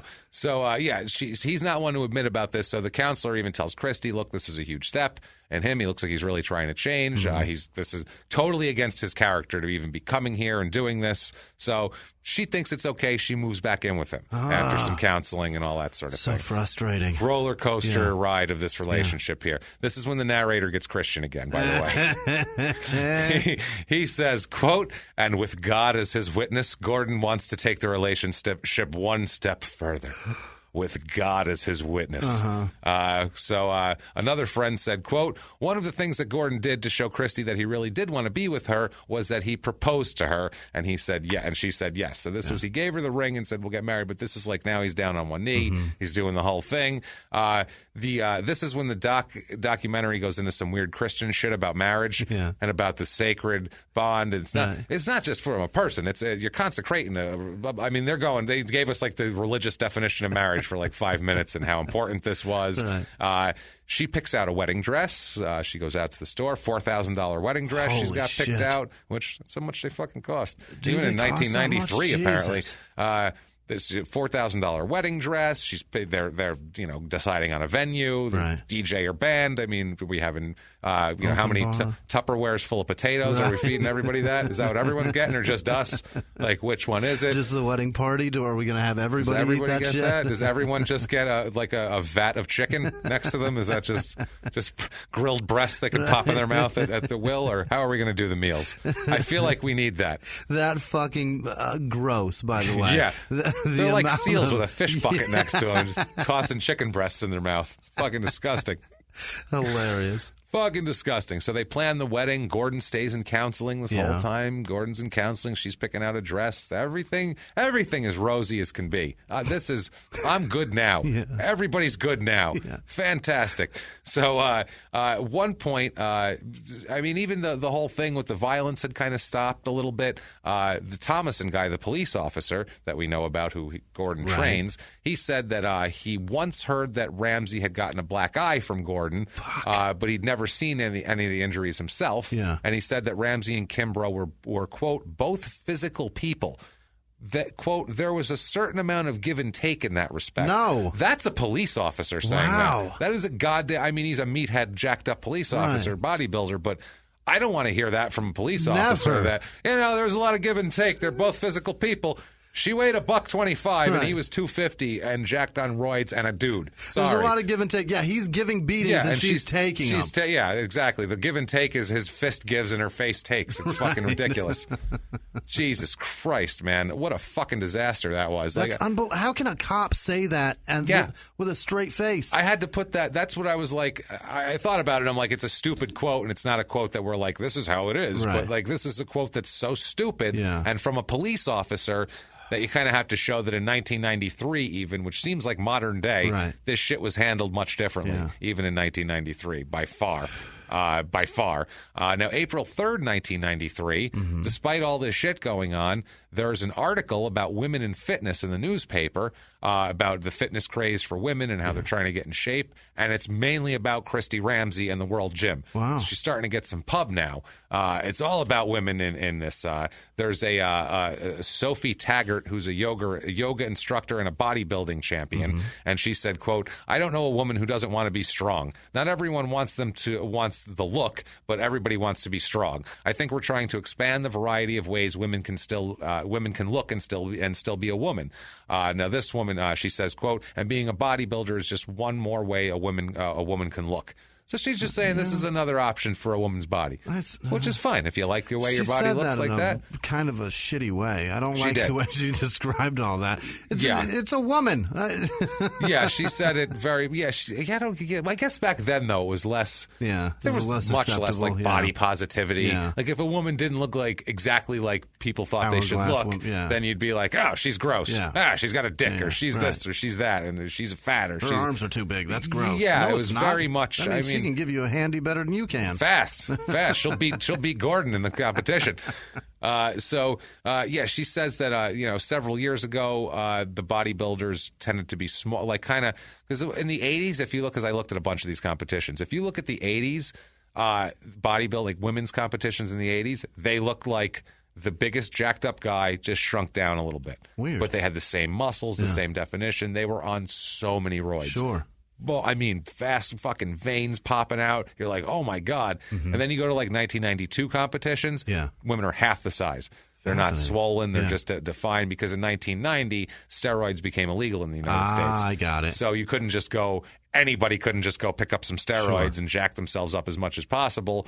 At that point, you either had to go to Mexico or you could get a prescription still, but I don't know if they would prescribe enough for you to be – that big. They don't just say, how much do you need? Oh, you just want to stand in the mirror and inject it till you like what you see? Sure, I'll just give you a bucket? I got a Tupperware of potatoes and a bucket of chicken. I'll give you a bucket of this testosterone, too. You just have it all together in one meal. Make sure to eat with the testosterone. She said that they would pump iron to get big biceps and all that sort of thing. But now in the 90s, it's kind of gone to just more in shape, fitness, the Kelly Ryan look, the Christy Ramsey look, that sort of thing here. But that look is still sought after by some people. Sure. She said, quote, "It's typically the woman who is in Playboy. She's big-breasted, very young, and more often than not blonde-haired with a very small waist." She said that's the look that people want, but that's not everybody's reality. And so you can kind of mold your body into something more that you would want it to be in this way. I don't know. I mean, this Taggart, though, I take whatever she says with a grain of salt because she's genetically she's not like most people because A, she's 5'10" and a woman, which is tall for a woman, and B, she won the Ms. America title in 1990 and placed second in the Ms. USA in 1991. She's the girl in Playboy. She's this gorgeous, genetically perfect person anyway, and then she's like, anyone can get a body like this if they just go to the gym. And it's like, let's calm it down, asshole. Yeah. It's called genes. Yeah. Some people are predisposed to being fat as fuck. That's genetics. Just the way it is. Sorry. Right. Yeah, it's just the way it happens. Not going to help any. I have a belly. If you look at my dad, he's got a belly. You look at my grandpa, he's got a belly. That's just the way. If I don't go to the gym all the time, I'm going to have this fucking belly. Yeah, that's just the way it is. You can't beat genetics. No. You really can't. You can try. Look at his hair. You can't beat There's it. nothing I can do for this. No, you can't beat it. You can't fucking beat it. I'm fucked, and that's just the way it is. That's funny, by the way. That cracked me up this week. Just quick sidebar. Yeah. For some reason, there's some celebrity net worth thing that has me on there, which is ridiculous. Number one, A, not a celebrity. Right. B, there's a video of Jimmy doing stand up on there under my name, and C, it says I have. Brace yourselves. This is the funniest thing you're going to fucking hear the entire episode. It says I have a net worth of $1.9 million, which is fucking hilarious. That is listen to how hard Jimmy's laughing. Because that's how silly it is. That's so much money. So much money. If you're worth that, I'm worth that. Yeah. There's no fucking way. We make the same amount of money, so... No. We went to L.A., we were eating fucking Subway... 6-inch Subway sandwiches, and so we stayed at the Vagabond Inn that cost $99 a night. Literally had a bathroom from the 70s. It's because we're just cheap rich guys. We're cheap and we don't. Yeah, we're just very cheap rich guys. No, we don't have $2 million. If I had $2 million, brother, I'd pay for your room at the fucking Four Seasons. That's what I mean. We would have figured it out. And somebody tweeted that at me, and I'm like, if I had $2 million, first of all, I'd have health insurance, number one, and I'd buy Jimmy some hair. And we probably would have flown to L.A. I think we would have. It would have been fine. Yeah, we wouldn't have driven there. We could have afforded to fly. Yeah, because we drove because it was like, well, yeah, we can't afford to do Ubers and shit all over the place. That's going to be too expensive. Fuck, we need to drive. Damn it. All right, fine. We need a car there. Yeah, we're in trouble here. So, sorry, the hair thing reminded me of that. 1.9. They are 1.9 too high. Yeah, I said drop the 1 and move that decimal way over. Into the way until there's way the other direction. Until James is worth $90. Yeah. You might be close. Yeah, that's about right. Yeah, and that wouldn't be net worth. No. My net worth would be negative. Right. So yeah, that would be like what I have currently in my bank account. It's the shit that you own. You sell those shirts and hats. Yeah, and then all of a sudden you've got $90. I'm swelling there. Flush. And my house that I got a mortgage on. Fuck. No, I'm a mess. That just made me depressed to see that of how poor I actually am. Isn't it crazy? I'm like, oh, I want to have that. That would be great if that were true. Now, like 10 years ago, I saw Jimmy Kimmel was worth $5 million. He probably was worth 1. He was probably worth 1 then, yeah. Now he's doing just Now he's fine. got way more than that. Yeah, he's doing great. But he probably had 1 then. Yeah. Because those fucking net worth sites are bullshit. Trust me. They are way off. Bullshit. Come to my house and see my $1.9 million layout. So this, back to this Taggart Ms. America woman here. She says about this whole thing, quote, I was much thinner then when she was in her competitive pageant days. Of course. But as thin as I was, I had the classic problem. My buttocks was dropping. Oh, boy. She said that like that's one item. Yeah.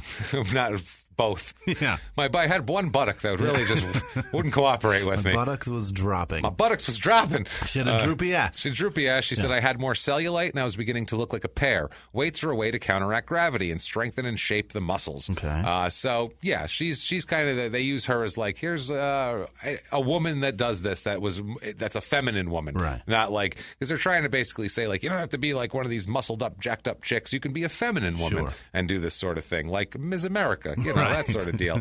The owner, Joe Talmadge of the gym, says quote, there's been a significant change. As recently as 3 years ago, my gym membership was 75% men, 25% women. Now it's closer to 50-50, and about half of those women work with weights. In free weight training, the women tend to be more dedicated. Yeah. They come here more frequently than the guys, and they stick with it a little longer. So that makes sense. The women are kind of more dedicated to shit in general. Then they talk about Christy Ramsey. They talk about her. She's the holder. She won the Junior USA title by herself and then won the pairs with Gordon. They talk about her. She's been bodybuilding about 5 years since she's been at the gym and met Gordon. Gordon got her really into it. She says, quote, Before that, I was really heavily into aerobics. Before I started weight training, I had a real thin upper body, big hips and thighs. Then she says, my hips and thighs decreased. I lost weight. I toned up a lot in my legs, firmed my thighs and buttocks, and all that good stuff. In my upper body, I got more definition to my arms, back, and shoulders. The old stereotypical woman with a large bust and small waist is really unrealistic for most women, she says. Quote, some of the clients I've had who've gotten into lifting weights are reshaping their bodies, and it's a change they can make themselves.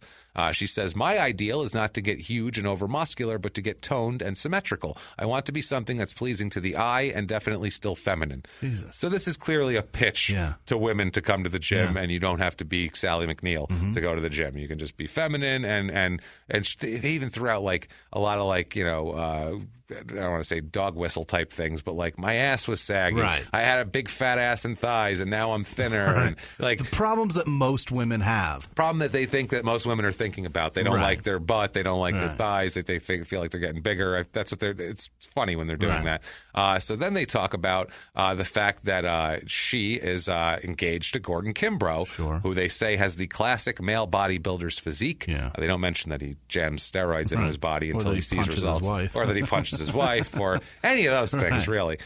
He says that women's bodybuilding is changing, Gordon does. Yeah. He says, quote, it peaked out about 2 years ago when we were seeing some of the women in extreme condition and knowing the only way to achieve this was through drug enhancement. Now that trend is to a more feminine look, saying the women aren't doing roids as much, basically.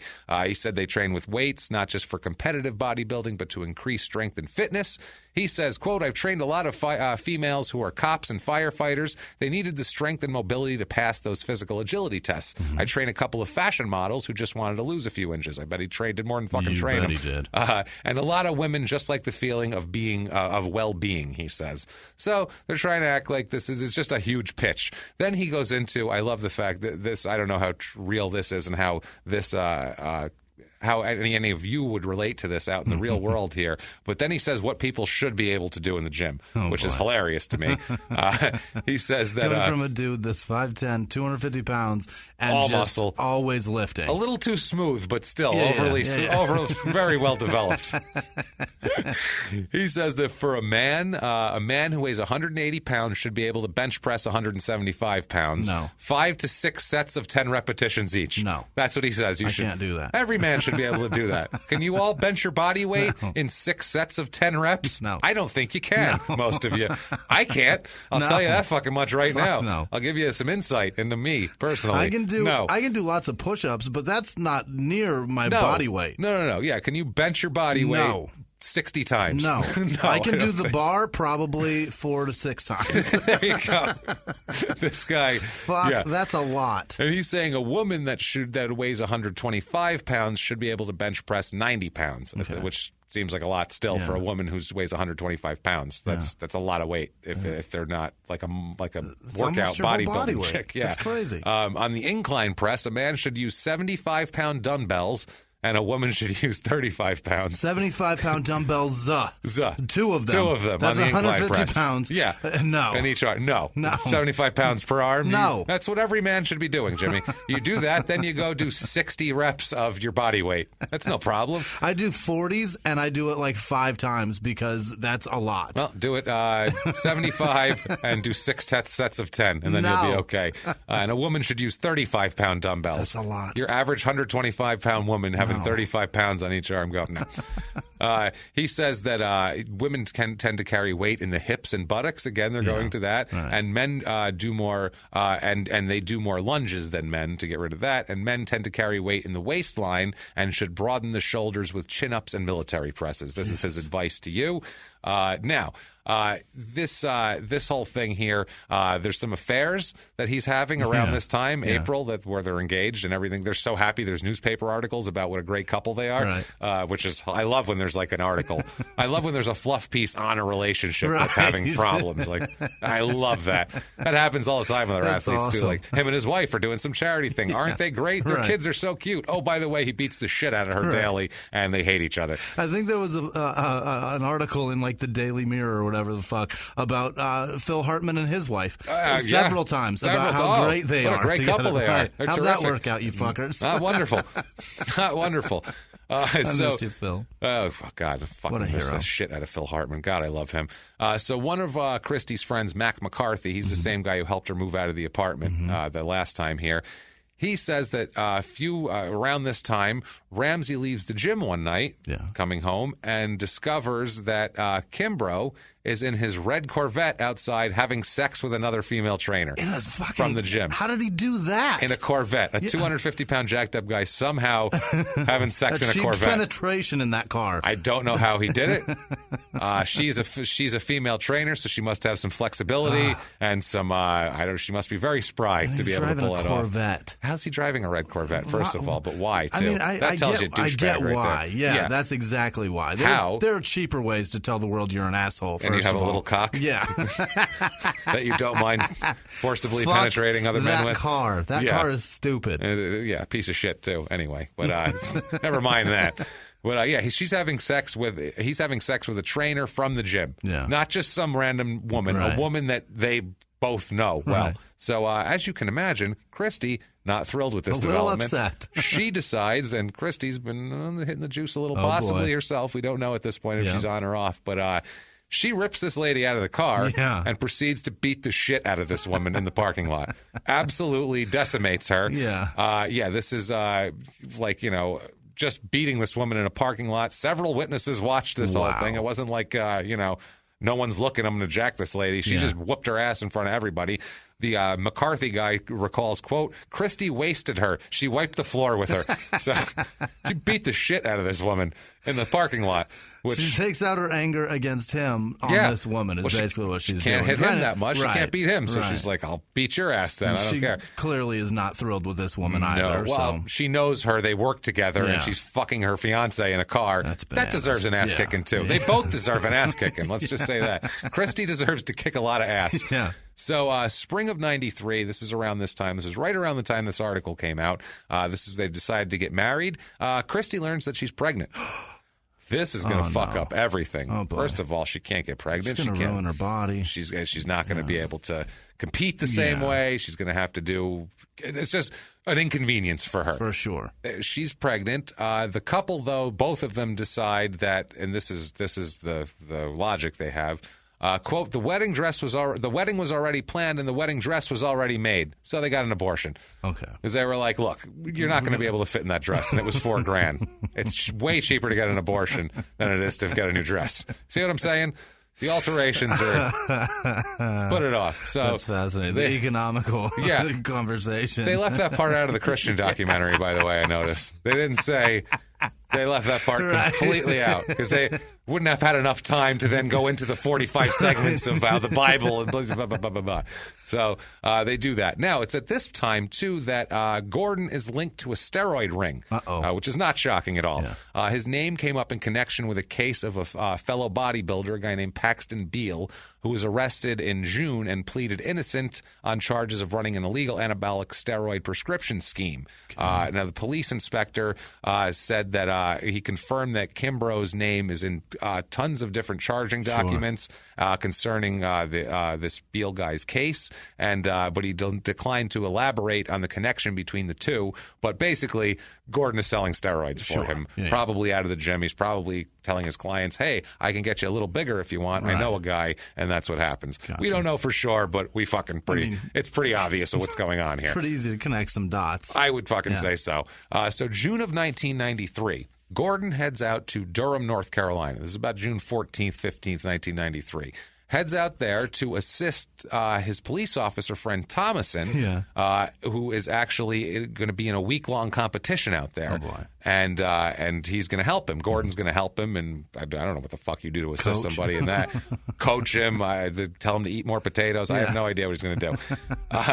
He said that during this trip, Thomason said that Kimbrough had been very frustrated the whole trip because he kept trying to call Christy, and he either couldn't get a hold of her, or he'd leave a message on the machine and she wouldn't call him back. Right. So he had a hard time connecting with her all week. So he was frustrated with that. But otherwise, Thomason said that he thought at the time that the relationship was on solid ground between these two. He knew about Kimbrough's other women all the time. Sure. But he said that he decided that in the last few months since the Corvette beating incident, it was that time period where he had resolved not only to Christy, but he even told Thomason that he was going to be faithful and settle down and stop being a fucking asshole. All right. It's like, I'm not going to, he told him, I'm not messing around on Christy anymore. Yeah. I'm going to get married. We're going to do this right. Again. I'm born again. My devil horns receded back into my head. I'm telling you here. So Thomason says, quote, I told him she was a wonderful person, and I didn't think he would find anybody better than she, and that he was very lucky. Okay. So that's what you tell your friend. Yeah. Good for you. Yeah. I guess on the flight home from North Carolina, all Gordon talked about was Christy. The whole time, he couldn't wait to see her. He was very excited. Just excited to see her. All he talked about was her, how great she was, how great the relationship was. He couldn't wait to get married.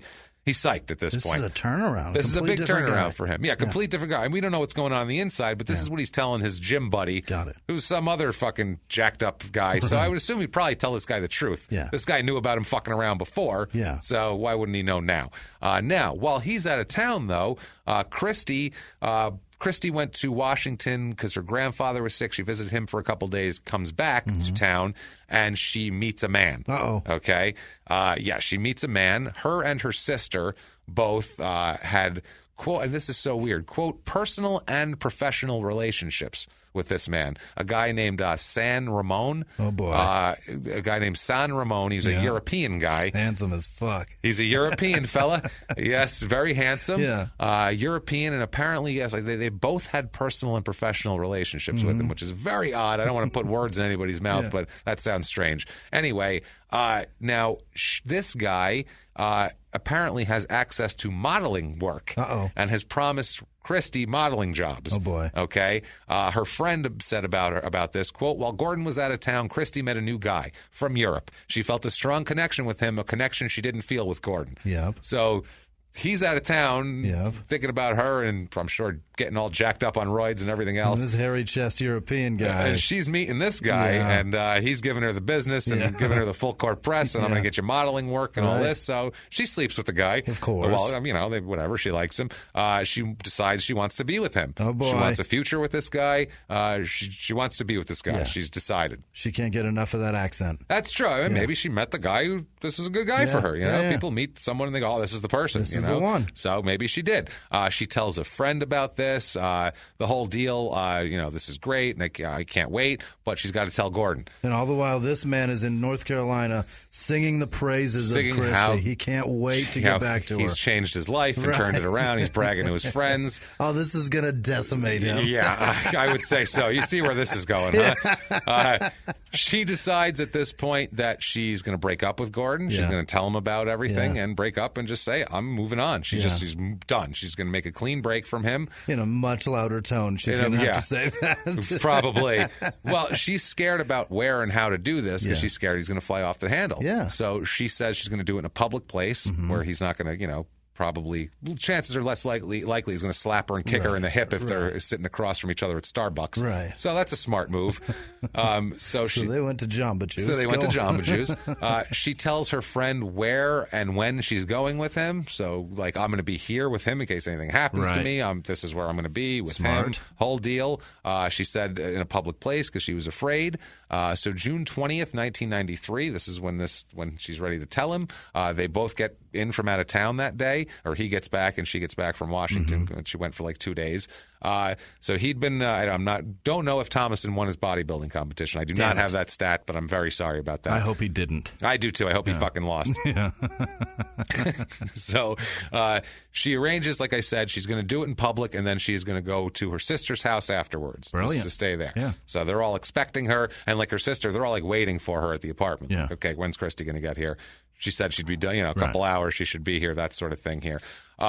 She said that there's a problem here, though. While they're out talking, they get into an argument in the Bank of America branch parking lot on Lombard Street in San Francisco. They get into a loud argument. It's very odd. People saw the argument. Police arrived actually on the scene. It was that loud of an argument outside. The police pulled up. This is in the middle of the fucking city. It's in Lombard Street.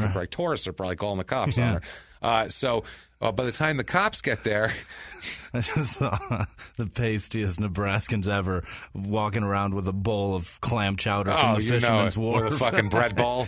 Walking around going, I don't know if this is okay here. I think they do things differently in California. What do you think here? So, so that's hilarious. So they do sourdough and domestic violence different. This is way different. We do our domestic violence inside. Right. We do it inside. This is very, very... Rice-A-Roni does weird shit to people. That's the San Francisco treat right there. Apparently a backhand from an angry bodybuilder. Not good. Go on. So, so they get into an argument... the whole deal here, the cops, by the time the cops show up, he's on his knees begging her for forgiveness. That's when they pull up to the scene. He's on his knees begging her. And so the cops talk to them, blah, blah, blah. They decide that, I don't know how she decided that this was a good idea. She's going to go back to the apartment with him to get some of her stuff before she goes to the sisters. And he's begging for forgiveness. He seems calm. Yeah. I think she thinks, look, I can get through this. Yeah. I'll go in there. I'll get my shit. I'll weather the storm of his please, please, please, and I'll get out of there and I never have to go back again. Right. I think that's what she's thinking. But thank Christ I had an abortion is also what she's thinking. Yeah, thank fuck for that. Yeah, can you imagine that? So they go back to the apartment here. At the apartment at one point, point, Christy calls her sister Samantha crying and asking to be picked up from the apartment. Oh, fuck. She said, "Can you come get me?"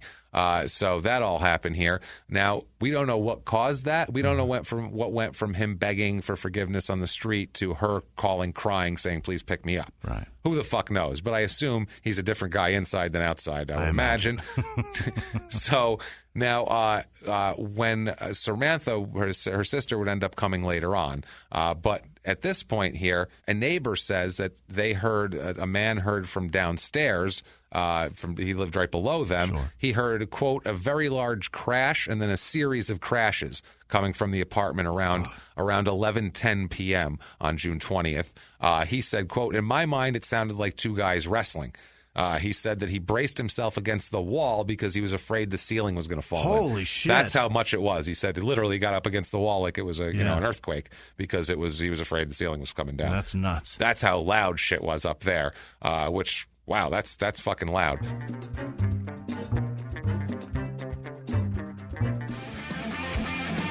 Hello, guys. It's MMA fighter Chael Sonnen. Check out my podcast, You're Welcome, with Chael Sonnen every Wednesday and Friday right here at Podcast One. We cover the latest in mixed martial arts and everything else going on in the world of sport. Listen free to You're Welcome with Chael Sonnen, exclusively available on Apple Podcasts, at podcastone.com, and on the Podcast One app. If you love the show, share it with a friend and leave us a rating and review.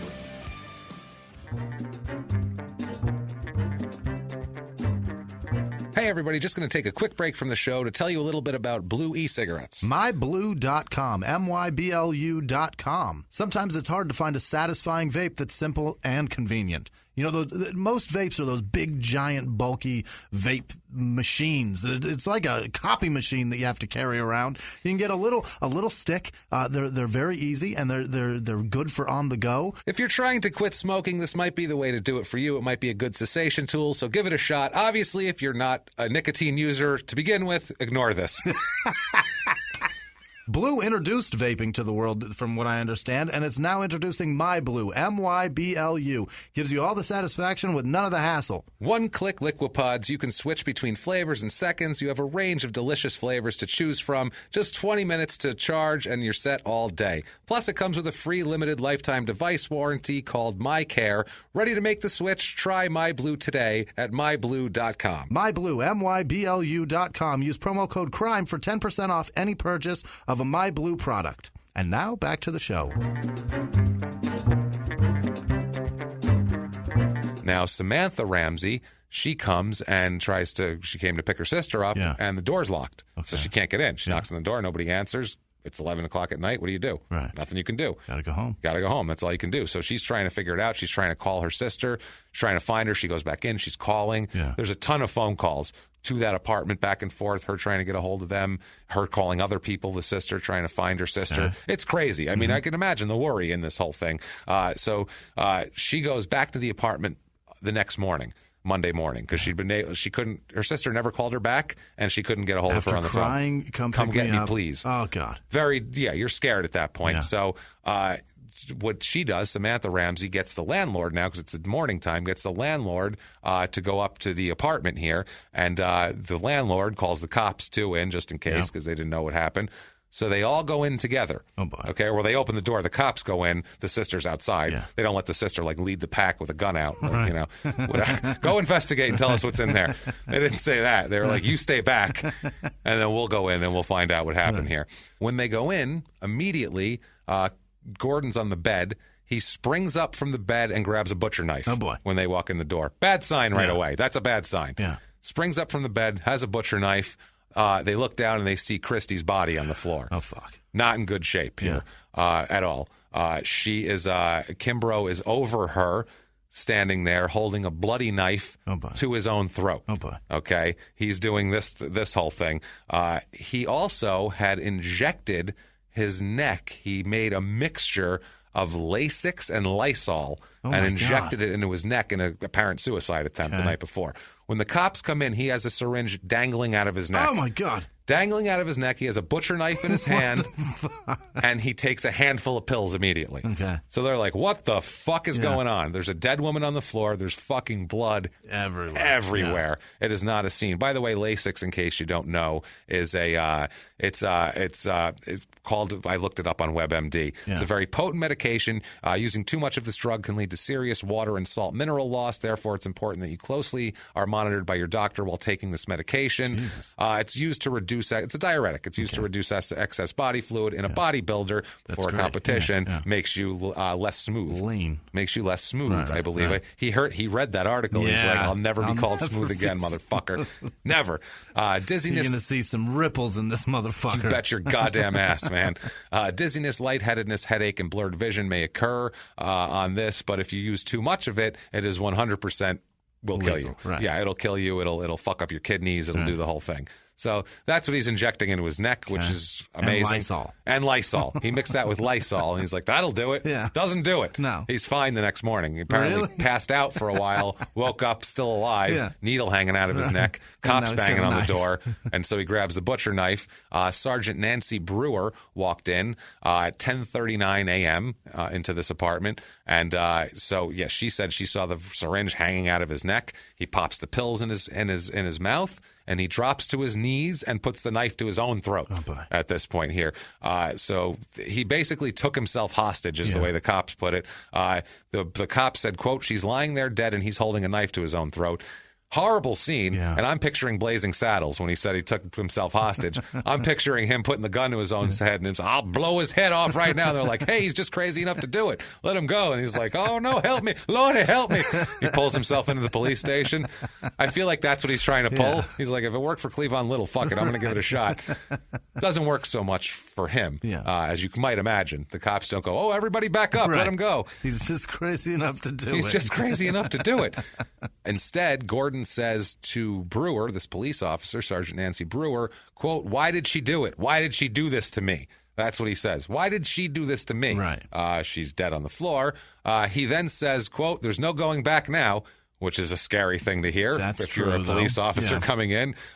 So what he does is he asks to speak to Thomason, Dennis Thomason, who's his buddy and also a police officer, his buddy from the gym. He says, I'm not doing shit. Yeah, he holds a knife and he says, I'm not talking to anybody but Thomason. Bring fucking Thomason. Give me Dennis here. So they get Dennis. Dennis is there with, 15 minutes later. And he's like, Jesus Christ, I just saw you yesterday. Right. Everything was fine. What the fuck's going on here? This is not a changed man. Hey, listen, guy, I don't know what you're doing, but just have a nice clam chowder and a bread bowl and relax. What are you doing? Have a half dozen potatoes and calm down, why don't you? So, can I get you an orange dream machine? Yeah, please. I'll do it. So apparently he shows up. Thomason gets there. And then at that point, they said, Brewer said about Gordon, quote, he started sniffling. And at that point, he's getting sad. He told police that Thomason's the only one he'll talk to. Everybody else back off. Thomason, come hang out with me. Yeah. So Thomason suggests that Kimbrough could start his life over. He said, you can start your life over. Yeah. And Gordon said, yeah, where? From jail? I'd rather be dead. Oh, boy. Is what he tells him. Eventually, though, this Thomason somehow convinces him to drop the knife. Really? So he drops the knife, and he surrenders to the police. Okay. They take him to the hospital for observation because he had a syringe hanging out of his neck, and he took a handful of pills. Right. They want to see what that's all about. They were also, at this point, they were drug testing him. They were trying to figure out what other drugs were in his system. They're ordering tests for anabolic steroids, obviously, because they're kind of thinking maybe that's why he snapped for no reason like this, or not no reason, but that's an unreasonable response to I'm breaking up with you, I feel like. They also investigators wanted to determine the content of a large number of pills found at the home. All sorts of weird weightlifting supplements here. They talked about also being there one time before for their domestic fight that one time. They take pictures afterwards, and Gordon has deep fingernail marks on his body. Okay. Deep. She really fought back. She really struggled, and we'll find out exactly what happened. What he ends up doing is he finds out they argue in the apartment. Yep. She says she's leaving. Her sister's coming to get her. He pushes her down.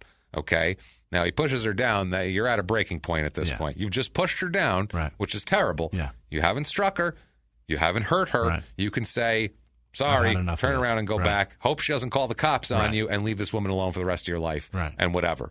Or you can say, fuck that, I'm going in full bore, how dare she, which is what he did. Yeah. He pushes her down. He then is looking for something around. He grabs a clothes iron, which is close by. Yeah. An iron, a big fucking iron, and he hits her in the face with it a couple of times, wails on her with the iron. Then he takes the iron cord, wraps it around her neck 3 fucking times. Jesus. 3 times. Yeah. Now, even though she's got a cord around her neck 3 times and being strangled by a very strong man and has been hit in the face with a fucking iron twice, she's still fighting. She's a tough one, man. Yeah. She's fighting him hard. I mean, he's got marks all over him. She fought like a motherfucker. He actually finally, though, he's too strong for her. Yeah. He's overcoming her, but he's a little tired of getting scratched and all that sort of thing. So he finds a knife nearby, grabs that, slashes her throat, and then stabs her also in the chest. So that's how the police find her. They find her on the ground with a cord wrapped around her neck 3 times and a huge throat cut and a gaping stab wound in her chest. Fuck. And he's using the same knife on him that's dripping. It's got blood all over it. Imagine walking into that scene. That's a nightmare. Not what anybody expected at all. Apparently, after he did this, after he stabbed her, he kind of snapped back into reality. Yeah. Fucking roid rage. As it would do. Yeah, he had a fucking rage, and then he was like, now I've got a body. Whoa. Yeah, this is a whoa situation. He goes to the bathroom and washes off his face and tries to, get his shit together. He said he feels bad, but he didn't try to help her at all. No. He instead prays, he said. He went and prayed for a while, which this documentary was very excited about. Oh, I'm sure the fact it was. that he was now praying. They were saying, look, the way they put it, too, they were like, look, I mean, if you pray to God and God knows you're sincere, God will forgive you. Yeah. Now, the mortal world, not so much. You got your problems there, but the Lord, you can get yourself straight with the Lord. Like, admit what you did to the Lord. And it's like, that has nothing to do with this. No. There's a dead woman, and let's talk about that. It's fucking documentary. So he prays. He then starts making phone calls. Oh, boy. He's hanging out. It's the middle of the night. He's making phone calls. Doesn't tell anybody what happened. Yeah. He's just talking to people, telling them they broke up. Christy broke up with me. I'm sad. While his feet are on her body. Yeah, well, she's on the ground. Well, he's in a sitting on the puddle of her couch blood. with his fucking feet on her chest. He calls a female friend of his at 3:30 in the morning. Jesus. She said, quote, I was startled when I heard the phone ring. It woke me up. Then I heard it was Gordon, and I asked him what was up with him, and his breathing and his voice changed, and he said that he and Christy had broken up. I told him something like, don't worry, you guys will be back together, and in no time it always happens. And he said, no, I don't think so. He fucking knows so. I said, where's Christy? And he said that she was at her sister's house. So he was even lying to her. Why would you call her? I don't understand what he's looking for. He's out of his mind already. People are horrified. All the friends are horrified. Yeah. Everybody is, because they all feel guilty. They watched this happen in front of their eyes here. They asked people at the gym. Obviously, the press does, and everybody said the mood yesterday at the gym was extraordinarily unsettled, is what they called it. Yeah, I would say. Six people said that. Your top trainer, They also said she's invariably friendly. Your top trainer killed your top aerobics instructor. Right. I would say that's an issue here. Yeah. One of the gym people said, quote, what happened in this case is truly the dark side of the gymnasium world, comprising all the beneficial effects of dedicated weight training. I would say. It's representative of a lack of respect for women. It reflects the way men are socialized, and I also think the size and nature of individuals who get mega-sized, like Gordon, reflect an insecurity about their position in life. Yeah, your cock's small, and you need to get women in Corvettes and big muscles. Every one of them. Yeah, it's fucking horrible. Thomason, the friend, said, quote, this is a terrible tragedy that's occurred. Regardless of other factors, those people were hurt by what took place in their own way. What remains to be done is a difficult ordeal for everyone involved. Yeah, I would say. No shit. Regardless of everything else that happened, he's a real bad fucking quote guy. Yeah, he's the same guy who was the like, spokesman. They both fought a little bit, and everybody, he punches her, she punches him. It goes like, that's this guy. No, well, he's a fucking Gordon's meathead gym buddy. What do you want? Thomason, you're a dickhead. You're a dickhead, Thomason. So they do testing. He's obviously done lots of steroids. Yeah. There's cocaine in her system, which is interesting. There's cocaine in her system. It doesn't have anything to do with the case, but it's just the European guy was probably partying with him. Maybe. I don't know. But man, no, it doesn't matter anyway. That had nothing to do with her being killed. No. Now, July 93, he's arraigned. There's a lot of domestic violence groups outside picketing about him, and this gets a lot of pub. This is a big fucking deal. Friends of hers have fundraisers at the gym for the San Francisco Domestic Violence Consortium. She's become a big face of this thing here. It's crazy too because all of this steroid shit. I was looking up tons and tons of steroid shit as I have for multiple episodes now, all these goddamn steroid things, and the amount of testosterone that these guys are fucking pumping into their bodies is too much. Just this stat here, normal males produce 50 to 75 milligrams of testosterone per week naturally. Okay, athletes who use anabolic steroids for muscle building and performance enhancing benefits have reported taking doses equivalent to 1,000 to 5,000 milligrams a week. Oh, my Christ. Think about that. 1,000 to 5,000, your body makes 50 to 75 milligrams. That's too much. That's it's fucking insane here. And they show, too, in the studies that 600 milligrams a week is kind of the tipping point for aggression. Yeah. Anyway, if you're doing more than that, that's when you're going to get the aggression. Sure. If you do a little less than that, they say it really doesn't affect your personality any. And a lot of people say, too, I know guys who are like older guys who use HGH and they use steroids and that shit and with their doctors and all that. If you use a little bit in moderation, it can be good for your body and good for certain things, but not if you're just doing it in this certain way. Yeah. So they talk about this a lot. They mention Gordon Kimbrough in these studies also because he's one of the people they study, like how many murders with roid rage and all that sort of thing. So he kind of becomes part of that whole lexicon. He becomes the face of the bad guy, and then she becomes the face of the good person, the battered wife. The battered wife. Which she is. It's just it's so goddamn depressing. Mm-hmm. It is. It's insanely depressing. It's almost just really depressing because advocacy groups hard to say. Yeah, and they're going to latch on to a very tragic, and it's fucked that both sides are going to get advocacy groups taking advantage and fucking just exploiting their situation. It's fucked up. Well, they really need to get attention. That's how you get attention. You got to have a big case and just go treat from there. Somebody nice. What the fuck? I think we've all understood that women? That ain't going to happen here. Yeah, it's not. It's not. The prosecutor said, quote, he's charged with murder and will be putting on evidence we feel will warrant the first-degree murder indictment. Good. So first-degree murder. His defense attorney, Martin Laurie, he said he expected about 20 to 25 witnesses to be called. He said they said that it's an undisputed killing, but he wants to get manslaughter out of this deal, saying it was a crime of passion. Wow. The defense attorney says it was a, quote, very unfortunate circumstance between two people very much in love. Fuck you, dude. You fucking asshole. Wow. He says she was not in love. No, she was trying to leave. Breaking up with him to get Eurocock. Clearly, no. He was. What an asshole. The lawyer says, quote, it was done in the heat of passion. When everything is said and done, it will be voluntary manslaughter conviction. He's guaranteeing it. That's what it's going to be. Calling a shot. Yeah. Now, with manslaughter, the maximum sentence would be 13 years instead of murder, which is a shitload more. Right. Laurie, the defense attorney, said he's going to be punished severely no matter what happens. It's like, it's all fine. Don't even worry about it. He remained in jail on a $500,000 bond, and his attorney, when asked how he was doing mentally, he said, quote, not well, which I don't fucking blame him at that point. He had a syringe hanging out of his neck. He took a mouthful of pills. Killed his girlfriend. Put a knife up to his throat, and you're telling us he's not well? Really? He's not feeling okay? This is like 3 days later? He's not feeling good, huh? So the trial starts in January of 95. Defense attorney, the Martin Laurie guy, he's seeking voluntary manslaughter. That's what he's trying to push to this jury for the 13 years. Now it's life sentence on the other side for the first-degree murder. Yeah. They do opening statements, and his lawyer, Laurie, the defense attorney, told the jury that Gordon, quote, exploded in uncontrollable rage and killed Ramsey after Ramsey declared she was seeing another man and wanted to call off the wedding, and he couldn't control himself. Right. He's on steroids. He couldn't control himself. It's a rage. It's a crime of passion. That any of you would have done the same thing. No. That's the funny part here. It's fucking. He makes it sound like this was a reasonable response, which is fucking ridiculous here. The Martin Laurie really wants that voluntary manslaughter, though. He said that he tells the jury that Christy Ramsey told Kimbrough she had sex with another man, and the man was going to take her to Europe, and she was calling off the wedding. He said, quote, passion welled, his world was crashing down on him.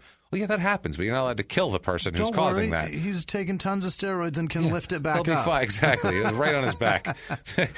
So the prosecutor says that they had a confrontation and that they talk about the Lombard Street Bank of America parking lot thing where in this, she screamed, "Somebody help me call the police." That's why somebody called the police, because she screamed that out. So she was afraid of him there. For sure. And they're trying to say that he forced her to come back to the apartment.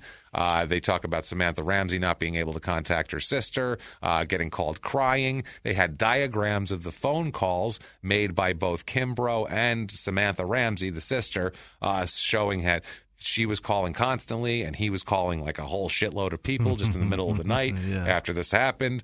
It's nuts here. They have 6 men and 6 women on the jury, by the way. So That's it's nice. An even jury. Yeah, that's fair. Fair, you would think. Nobody can complain about that shit anyway. The prosecution's trying to say that this was premeditated, that he thought about killing Ramsey, and this was not a reaction to her revelation. This was what he had to begin with, which it is a reaction to her revelation. But the fact is that it doesn't matter because he was prone to do that, we'll say. And I think that should count as much as premeditation. The fact that you expect this shit from him. We expected it, Your Honor, so it's first degree. Sorry. I mean, it's obviously premeditated in that he predatorily and what's the fucking that makes it manipulated her situation in the Bank of America parking lot to get her back to the house so that he could do this. That's the premeditation. Like, I don't think he wasn't flying on the plane going, I'm going to set up a scam and kill Christy tonight. It was the fight in the parking lot. He was like, I'll this get her was home. A reaction to that, to where then he planned to kill her 15 minutes later, which is plenty of time to plan. It wasn't heat of the moment. No. Everything wasn't fine. They didn't go to Jamba Juice and then get back to the apartment. She was like, by the way, fuck the Euro guy and we're not getting married anymore. Huh? That wasn't what happened. I fucked a Euro guy and have no taste for potatoes anymore. Sorry, none. I will not eat any. So the prosecutors, like we said, seeking the first-degree murder here. He calls the first witness, Roberta Hollins, who's the person that he called at 3:30 in the morning. Right. She said that he thought he sounded suicidal on the stand. He sobbed in court, Gordon did, as the police sergeant, the Brewer woman, described the whole scene and finding the Christie on the floor and him standing there with the knife. He sobbed in court. They presented graphic pictures of her body to the jury, which you would expect there, stabbed and strangled and slashed with and everything else. And he was shaking and covering his eyes with a tissue when that happened. He was acting like it really hurt him bad. He couldn't even look. They had to take a recess. He was in such bad shape. They took a 10-minute recess, and he returned to court appearing fine at that point. So the Sergeant Nancy Brewer testified that she went in there. She saw the syringe hanging out of his neck. He said what she told him. She says that he told her, "Why did she do it? Why did she do this to me?" Like we said before, the whole deal. They repeat that, and then finally he testifies. Oh boy, he's going to testify in this because he's got no other choice. He's admitting to the killing, so he needs to get sympathy. There's no like, wasn't me. That is off the table at this point. His thing has to be, I couldn't help it. Feel bad for me.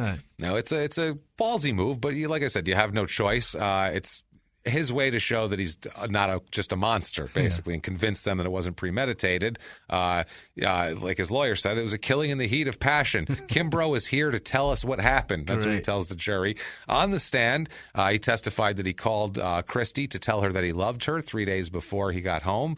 Because the attorney said, "Did you kill Christy Ramsey?" That right away he interrupts him and jumps in with that, and without a beat, he said, "Yes, I did." Didn't even take a second and be like, "I did. I did. Yes, I did." That was literally, "Did you kill her?" "Yes, I did." It was one of those "Did you fly to North Carolina last week?" Yes, I did. Yes, I did. Then the lawyer said, "Do you take responsibility for it?" And he said, "Yes, I do." Wow. Well, that's all you need to do, apparently. And then they dismissed the case, and he went on with his way. He's actually a 5-time national bodybuilding champion nowadays, and Christy is in an unmarked grave off the side of the... No, none of that happened. They still went on. He talked about their relationship. The police talked about how there was a lot of domestic violence and that old police report that said it. That was a fight, by the way, whether that was going to be allowed in or not. Really? Every one of these cases, it's a fight. There was a fight with OJ. Whether the 911 call from New Year's Eve is going to be allowed and all that shit. And that's what... If they were going to convict him, it would have been on Nicole saying her own I'm words. fucking scared of him, and him in the background kicking doors and going, I'm going to fucking kill you, Nicole. That's that's a tough one to overcome. It's O.J. Simpson. Yeah, this is O.J. God damn it. Nordberg's at the fucking door. Come get me. I had 2,000 yards. So he testified, too. He admitted to pushing her and slapping her after the O'Farrell Theater incident here. By the way, the whole time he had his hands folded neatly on his lap. Really? The whole thing. He's trying to look very calm and not like a psychopath who's a giant monster. Right. He spoke about how he loved Ramsey, and they competed in bodybuilding contests together. They worked and lived and traveled together, and that was just the yin to his yang and the whole deal. He said that the relationship began to show signs of strain that he just blamed on the bodybuilding competitions and all of his affairs. But then he said that there was a switch after the O'Farrell incident. He said, quote, she was very angry because I didn't come back that night. We got into an argument and I ended up pushing and slapping her. Like we said, that when the cops came, he explains that whole thing that we talked about. Now, she tells him about, he talks about the abortion. He talks about the wedding plans, everything else. He also says that Ramsey had heard a rumor, and this is what they were arguing about that night, that Kimbrough had been with another woman. Now, she's breaking up with him, so that doesn't make any sense, but that's his story that he says. He says, quote, she was just screaming really loud, don't lie to me, don't lie to me. And that was the whole Lombard Street Bank of America incident. And then he got mad, and then she screamed. I don't think she would scream, don't lie to me, don't lie to me. Then somebody help me and call the police. Right. You know what I mean? So I feel like he's lying. She's not aggressing anything. She's breaking up with him, and he's being angry is what it is. He said that he told her it's not true and that you have to believe me. Then he talked about the attack, though. He said that she told him she'd canceled the wedding plan. She slept with another man. The whole deal. There it is. Yeah, there it is. Yahtzee. He says, let's do it in their own words on this one, on how he does this whole thing. He says, in their own words, quote, she told me from what she had done, she was convinced she didn't love me anymore. I was shocked. I felt a splitting, burning pain, a feeling of complete despair. The iron was right there. I remember pulling the cord so hard it came out of the back of the iron. The knife was right there by the stool. The next thing I remember was seeing blood. I thought, oh my God, what have I done? I ran to the bathroom and splashed water on my face. I remember coming back into the room. I couldn't bear to look at what had happened, what I did. I shut the lights off and began to pray to God and to ask for forgiveness for what had happened. I began to pray for her soul. Oh, boy. That's what he says. Prayed for her soul? I began to pray for her soul. Oh, boy. Pray for your own, selfless, first of all. Sir. Yeah, that's what I mean. He killed her, but immediately he's back to his regular self, like he is now in court, a guy who you shouldn't convict of first-degree murder, because I'm fine now. I'm good now. I'm good now. This is all okay. Everything is fine. It's obvious what happened. It's just clearly they argued in the Bank of America parking lot. He convinced her to come back to the house to get her shit. They go to the house, and then he's begging more, and then she says, "Look, I fucked another man. I'm not in love with you." And then he's like, "You what?" Yeah, what now? What happened? I got a sunbeam right Holy here, and cow. he just blasts her across the face with it. He couldn't even pony up for a decent iron. No, he's got that cheap $9.99 hotel one. Sunbeam. It doesn't iron your shit. You go back and forth, and it's like, why doesn't it work? Leaves triangle marks all over the place. Fucking terrible here. Doesn't iron the shirt, but it'll damn sure burn the decal right the fuck off. That. Poke it right off at that point. Now, obviously, that's all fine and good for him to say this on the stand, but the problem is for him is there also has to be cross-examination. Yeah, that's a problem. A DA kind of has a field day with a thing like this. He on cross-examination, he testified that he never called the police, which is a big deal. Didn't call for medical attention. She couldn't have been that concerned about her. That when he spoke to friends on the phone, he didn't tell him what he'd done, and in fact lied about it and lied about her whereabouts. So he wasn't looking to absolve himself, is what we're talking about here. Definitely not trying to get her any help either. No, that's the other thing here. He's telling people she's not there while she's either dead or at least at minimal bleeding out. Yeah, that's the thing here. So then they bring in more. The prosecution had brought in the witness that's testified about seeing them in the parking lot of the Bank of America, the whole deal. They do closing arguments. The defense attorney describes the breakup with Ramsey and that she told him that she'd met another man, the whole deal. And he says, quote, his world was basically crashing down upon him. She called off the wedding, and she says she canceled her wedding dress. That's the last thing he heard. He exploded at a point beyond anger. The room was spinning, and he went at Christie. That's the defense attorney's. Why, though? It's like This woman's rejecting you while all these other ones are approving and blowing you in your fucking in a Corvette. Because it has nothing to do with that. You convinced a woman to fuck you in a tiny two-seater. You may as well have fucked her in a phone booth. It's true. You would have better luck. Marry that woman. Yeah, no. This is because it's not about her. It's about him and his ego and his everything that he does is about his ego. Right. Now, February 1st is Verdict Day, or as the Christian documentary called it, quote, Mortal Judgment Day. They literally called it Mortal Judgment Day. All right. I was like, you got to be fucking kidding me. Right. So from now on, it's Mortal Judgment Day. Wow. The hubris. The fucking hubris. Jesus Christ. A jury convicts him of first-degree murder, obviously, in the beating and strangling. He didn't get a lot of sympathy from them here. No. The district attorney said he was glad the jurors didn't let their emotions cloud the judgment during the case. Yeah. I would hope they let it cloud their judgment the other direction. During the trial, like we said, he was sobbing at different points in it. He said, quote, they were able to recognize when they were reacting subjectively. They apparently decided early on that it was not manslaughter. They did not accept the defense.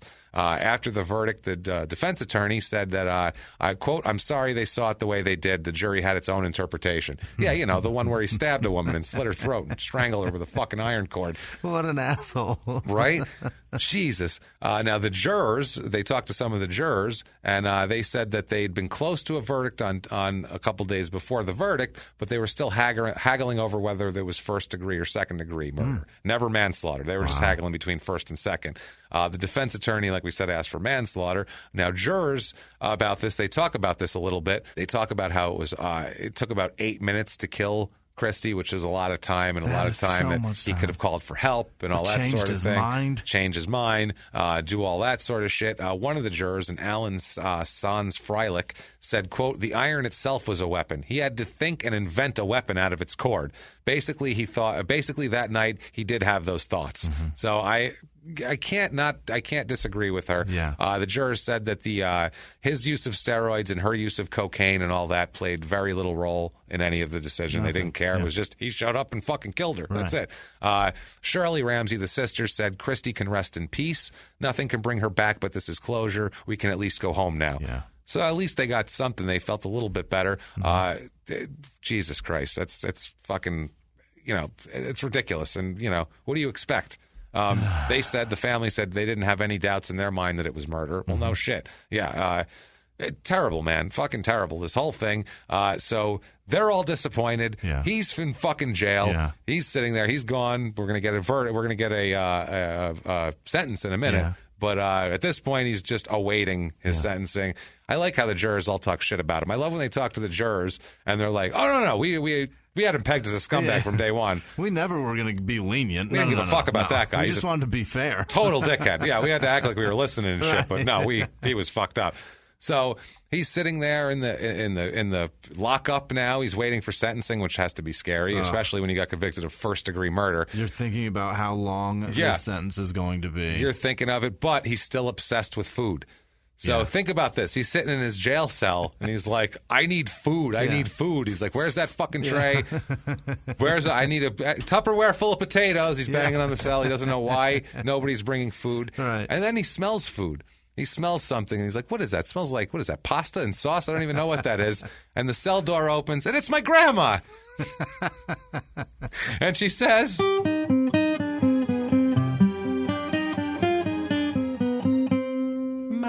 How is it you've come to arrive here? Ma, why are you here? Right. Why you have nice girl.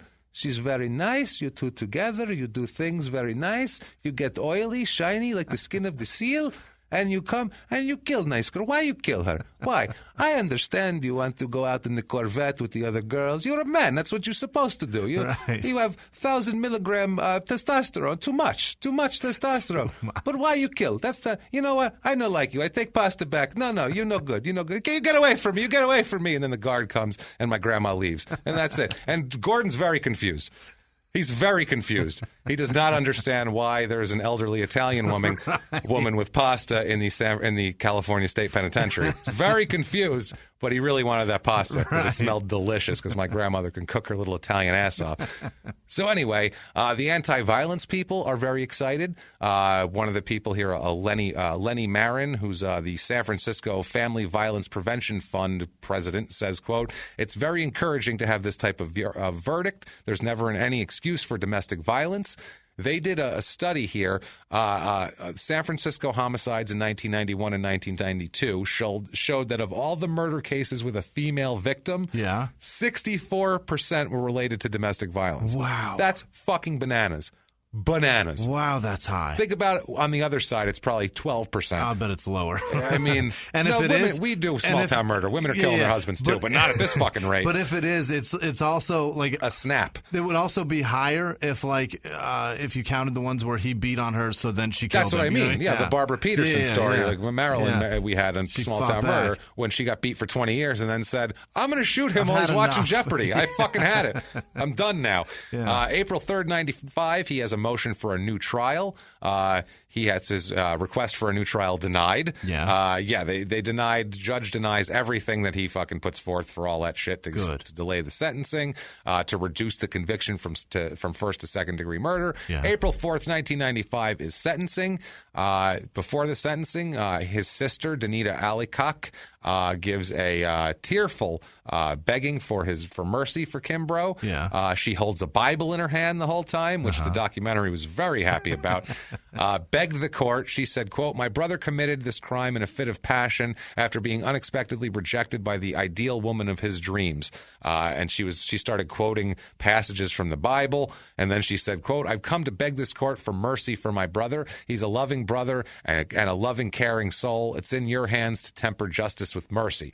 So his sister put together a fucking plan. Yeah, she tried. She had Bible verses ready with like Post-it notes sticking out. She could go right to them. She was sobbing as she spoke, and she was just sobbing and sobbing. She said that it was an unreasonable response to a breakup, is the way she said it, which I think is probably the understatement of the year. But she did say, "We've come to court today to beg for mercy for Gordon." Both sisters were there. They were holding hands. The one had a Bible, like we said. Now, Samantha Ramsey's got a different take on it, sister of Christy. She looked straight at Kimbrough the whole time. He was staring ahead, not looking at anybody. Samantha says, quote, "It's always been about you. You have been so selfish throughout this entire process. You manipulated and humiliated Christy by constantly lying, cheating, and abusing her. The pain in my heart is indescribable. I lost my best friend. I will forever be haunted by the panic she must have felt as her life was being taken away from her. You insulted her. You mutilated her. You degraded her. And finally, you exhausted all those vehicles of control and you murdered her." My Christ. Christy's smile would light up a room. You will be remembered for taking that away.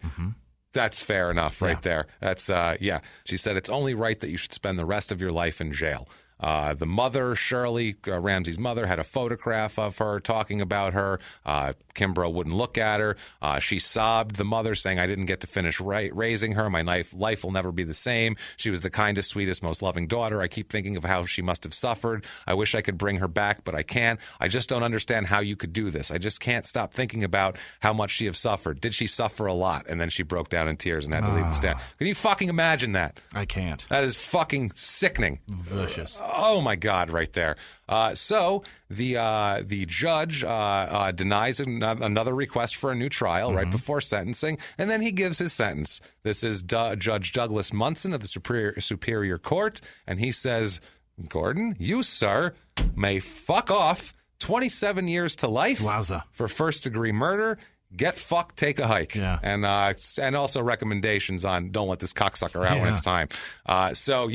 He goes away now. So that's a 27 years to life, which is 27 years is his minimum, which is that's a fucking long time in the joint. That's a joint. But this is 1995. Think about that. That's close. That's close. Yeah. That is close to 27 years to life. And wait till we hear what he's up to. He's a fine, upstanding citizen in jail now also. Now, at this point, I mean, Jesus Christ, man, what a piece of shit. First of all, I feel horrible for these fucking parents. The parent and the sister, the things they said, they really let it on the line. Her parents and sister, obviously Christy's, and they had a plan. I mean, exactly how they felt and exactly how their hurt was expressed, which to a jury has to be powerful, and to a judge who's sentencing, that has to be still powerful. You know that this person was loved. It wasn't like it was some person who was sleeping under the bridge and no one had seen Somebody him. In the wind. They never had any family and no one knew or anything. Not that they're any less valuable, but still, you know what I mean? This whole thing. Imagine that fucking gym. That is terrible publicity. The worst. Terrible publicity. It doesn't get any worse. I mean, I feel bad for all these people, Jimmy. I really do. But not nearly as bad as I feel for especially this guy, Gordon Kimbrough, who's a 50-year-old Sacramento resident. Oh, Jesus. Northern California. Right there. In 5 years away in age and everything, man. This fucking Christ. poor bastard. I don't know what he does for a living, but... People assuming he got out. Whatever it is, he does not eat any potatoes. He will not eat a potato or chicken breast. Just a not. He 86'd himself away from Jamba Juice. Yes. By the way, I'm going to save the second one for a moment here. July 30th, 1996, there's an appeal. They have an appeal. The appeals court upholds the sentence of 27 years to life. Yeah. They tell him to take a fucking walk.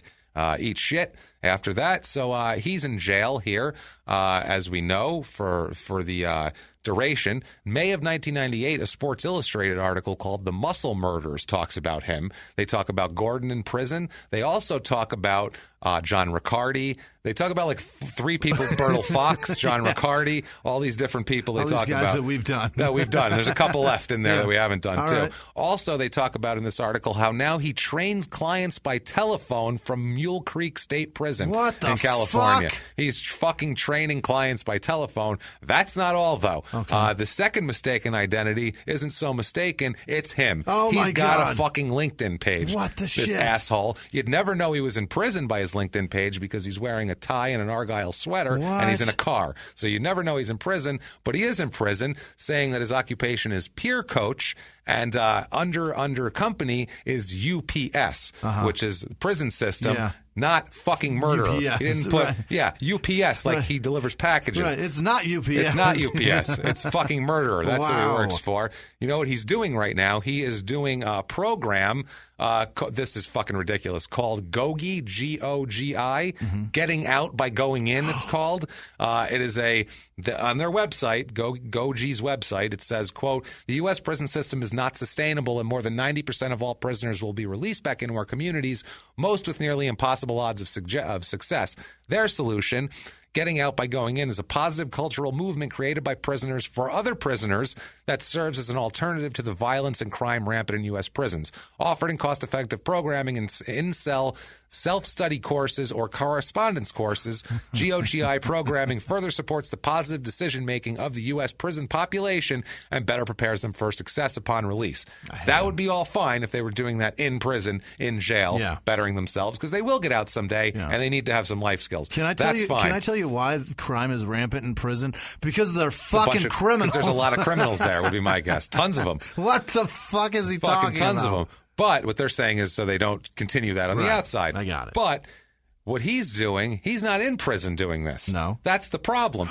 There's a Facebook post from 2015 from this group's Facebook page with him standing in front of a glass door that says City Hall outside. What? Not in cuffs, not in shackles, wearing a dress shirt, tie, an Argyle sweater, and a Kangol hat, smiling like he's going to City Hall to apply for a fucking business license. It's insanity. It says under the picture, the caption of the picture says, quote, peer coach Gordon Kimbrough takes on City Hall doing the Bay Area Goji thing, exclamation point. Wow. Like he's out on the fucking he murdered a fucking woman horribly. Viciously. Savagely. What are we doing? I mean, the only thing that separates him from that Jody Arias is a few gunshots. And steroids and a bunch of potatoes. Outside of that, it's the same fucking thing. Shit. But that's wow. it. It's this plus that plus potatoes. Now, there's comments on this Facebook post. Most of the people are nice. Somebody knows. Someone said, quote, I'm all for people paying their debts to society, but seriously, a peer coach? To whom? Would you want this man as your, quote, peer coach? No. Do you know what he's serving time for? No shit. You know what their response is? They responded directly to this guy. I'm riveted. Our peer coaches are proven over a long period of time to make positive decisions. We're sorry for any pain he may have caused in the past, and we're grateful that he has the Goji tools for his future. Or maybe he should have a little bit more time. What the fuck man. is that? Other people are like posting, I have pictures of you, Gordon, from the gym back in the day. I'll mail them to you. Somebody said, hello, I remember you. Gold's Gym. God bless you, and keep in touch, friend. What? You butchered a fucking poor girl. Holy shit. What the fuck? That's Gordon Kimbrough, everybody. We don't take domestic violence near serious enough. Fuck no. This is ridiculous. We do. Me and you. Yeah. The society clearly does not. As a whole. Why is anybody calling that man friend? Peer. Never. Peer coach. He's not my peer. My peers don't murder fucking women for no reason, you I'll asshole. make a vow to you right now that man is not my friend. No, we're not friends with him. Jury of his peers would have been a jury of 12 assholes, which they couldn't get. Women.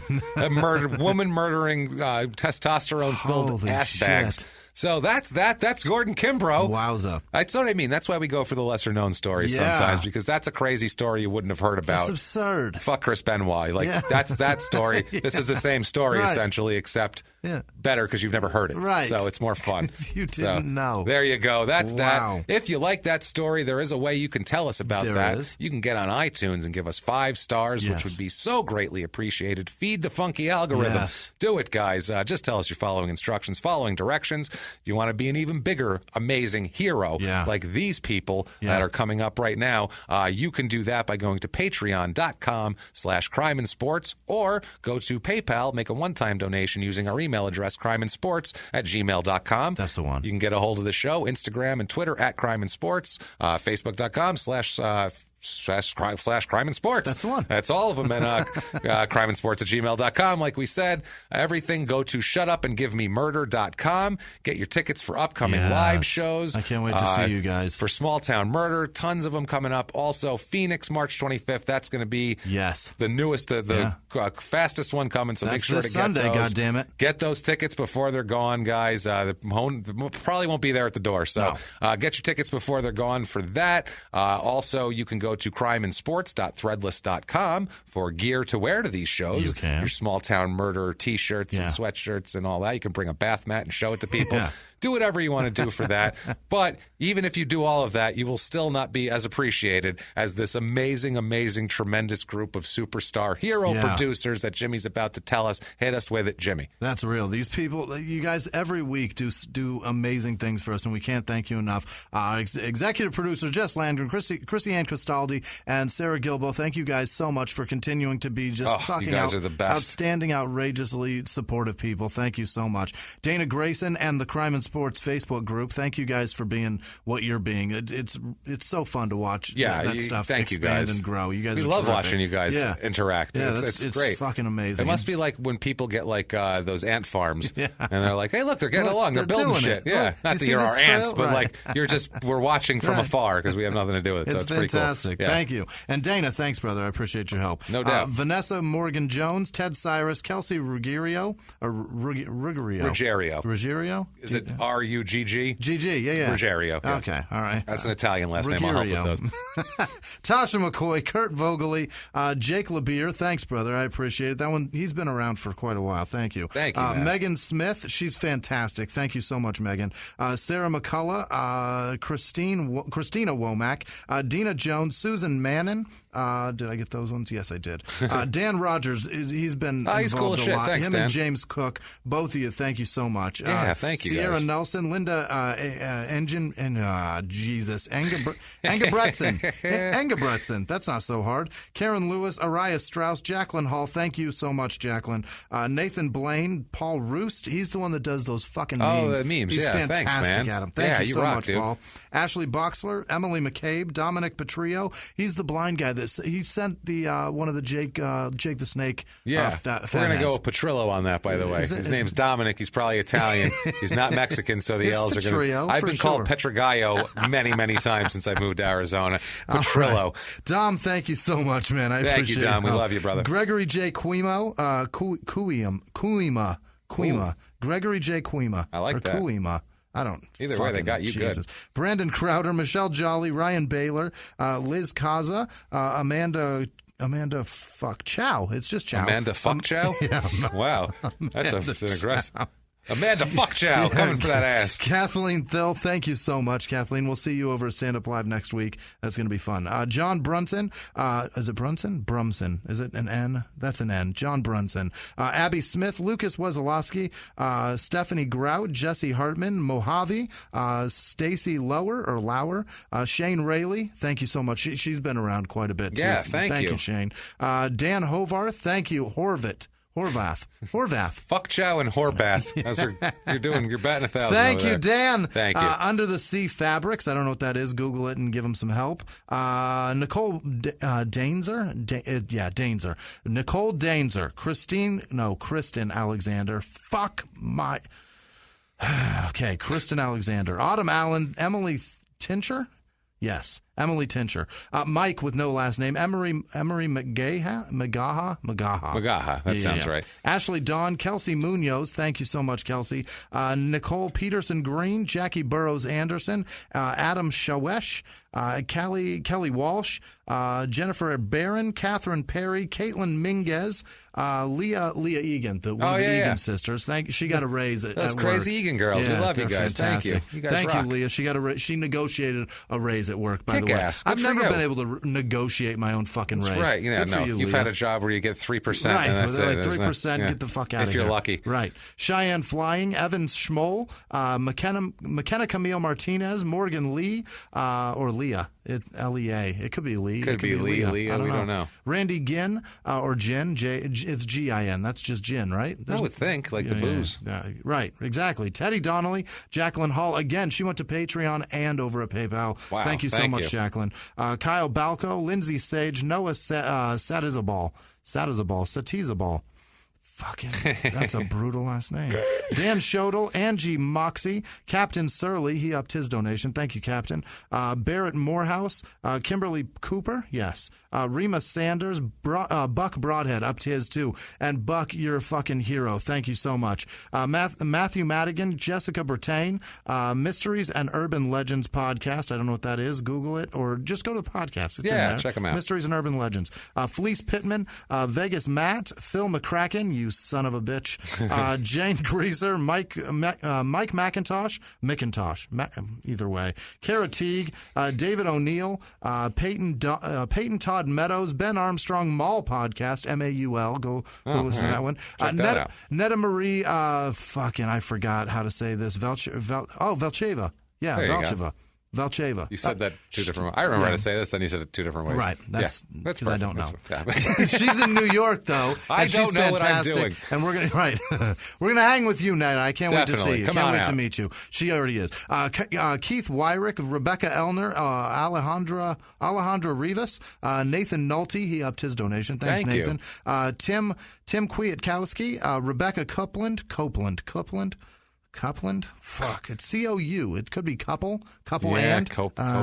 That's a tough one. Sarah Blum, Pro Wrestling Scorecards. I think that's a podcast. Bronwyn English, and then Krista Hollenbeck. Thank you all. Thank you guys so much for being so fucking amazing. We can't do this without each and every one of you. And seriously, that's real. We can't say we really can't. We love you guys. Thank you. If you knew exactly how true that is, you'd be sad for us. But it's actually very, very true. Insanely true. That we need you guys, and we thank you profusely. It's invariably true. Thank you for everything. Thank you every dime that you give, every retweet, every time you tell a friend. It means the world to us. So thank you guys so much. And what if one of these people wanted to, I don't know, get a hold of a fellow like Jimmy Wisman? If you need to find me, you can find me at Wisman Sucks, WHISMAN Sucks, on Twitter, Instagram, and Snapchat. I really appreciate everything you guys send to me. That's the bottom of my heart shit. Thank you guys. And what about you? Where can they find you? I'm at Jimmy P is funny. Or they can try to or they can try to spell my last name, but I suggest not. I suggest just copy, paste it. There's an I in there. Call. Don't fuck yourself up.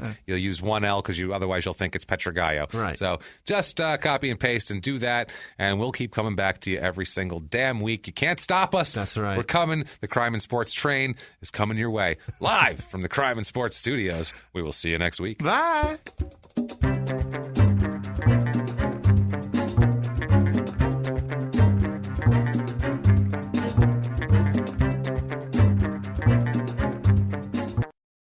If you like crime and sports, you can listen early and ad-free now by joining Wondery Plus in the Wondery app or on Apple Podcasts. Prime members can listen early and ad-free on Amazon Music. Before you go, tell us about yourself by filling out a short survey at Wondery.com/survey. Everyone out there should listen to Small Town Murder. Yeah. You really should, mainly because you never know who's next door. Oh. And that's the point of this show, really. You never know who is next door. You never know what's going to happen on Small Town Murder. That's what makes it so wonderful. The only thing you do know is that people are going to die, and we're probably going to make jokes about it. That's it. That's all we can promise you. We dig into these towns. We see what makes them tick, from local legends to scandals they may have had. And, of course, the biggest scandals of all, horrible murders that take place there.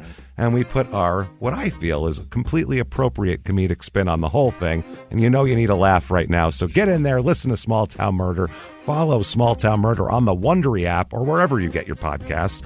You can listen to Small Town Murder early and ad-free right now on Wondery Plus.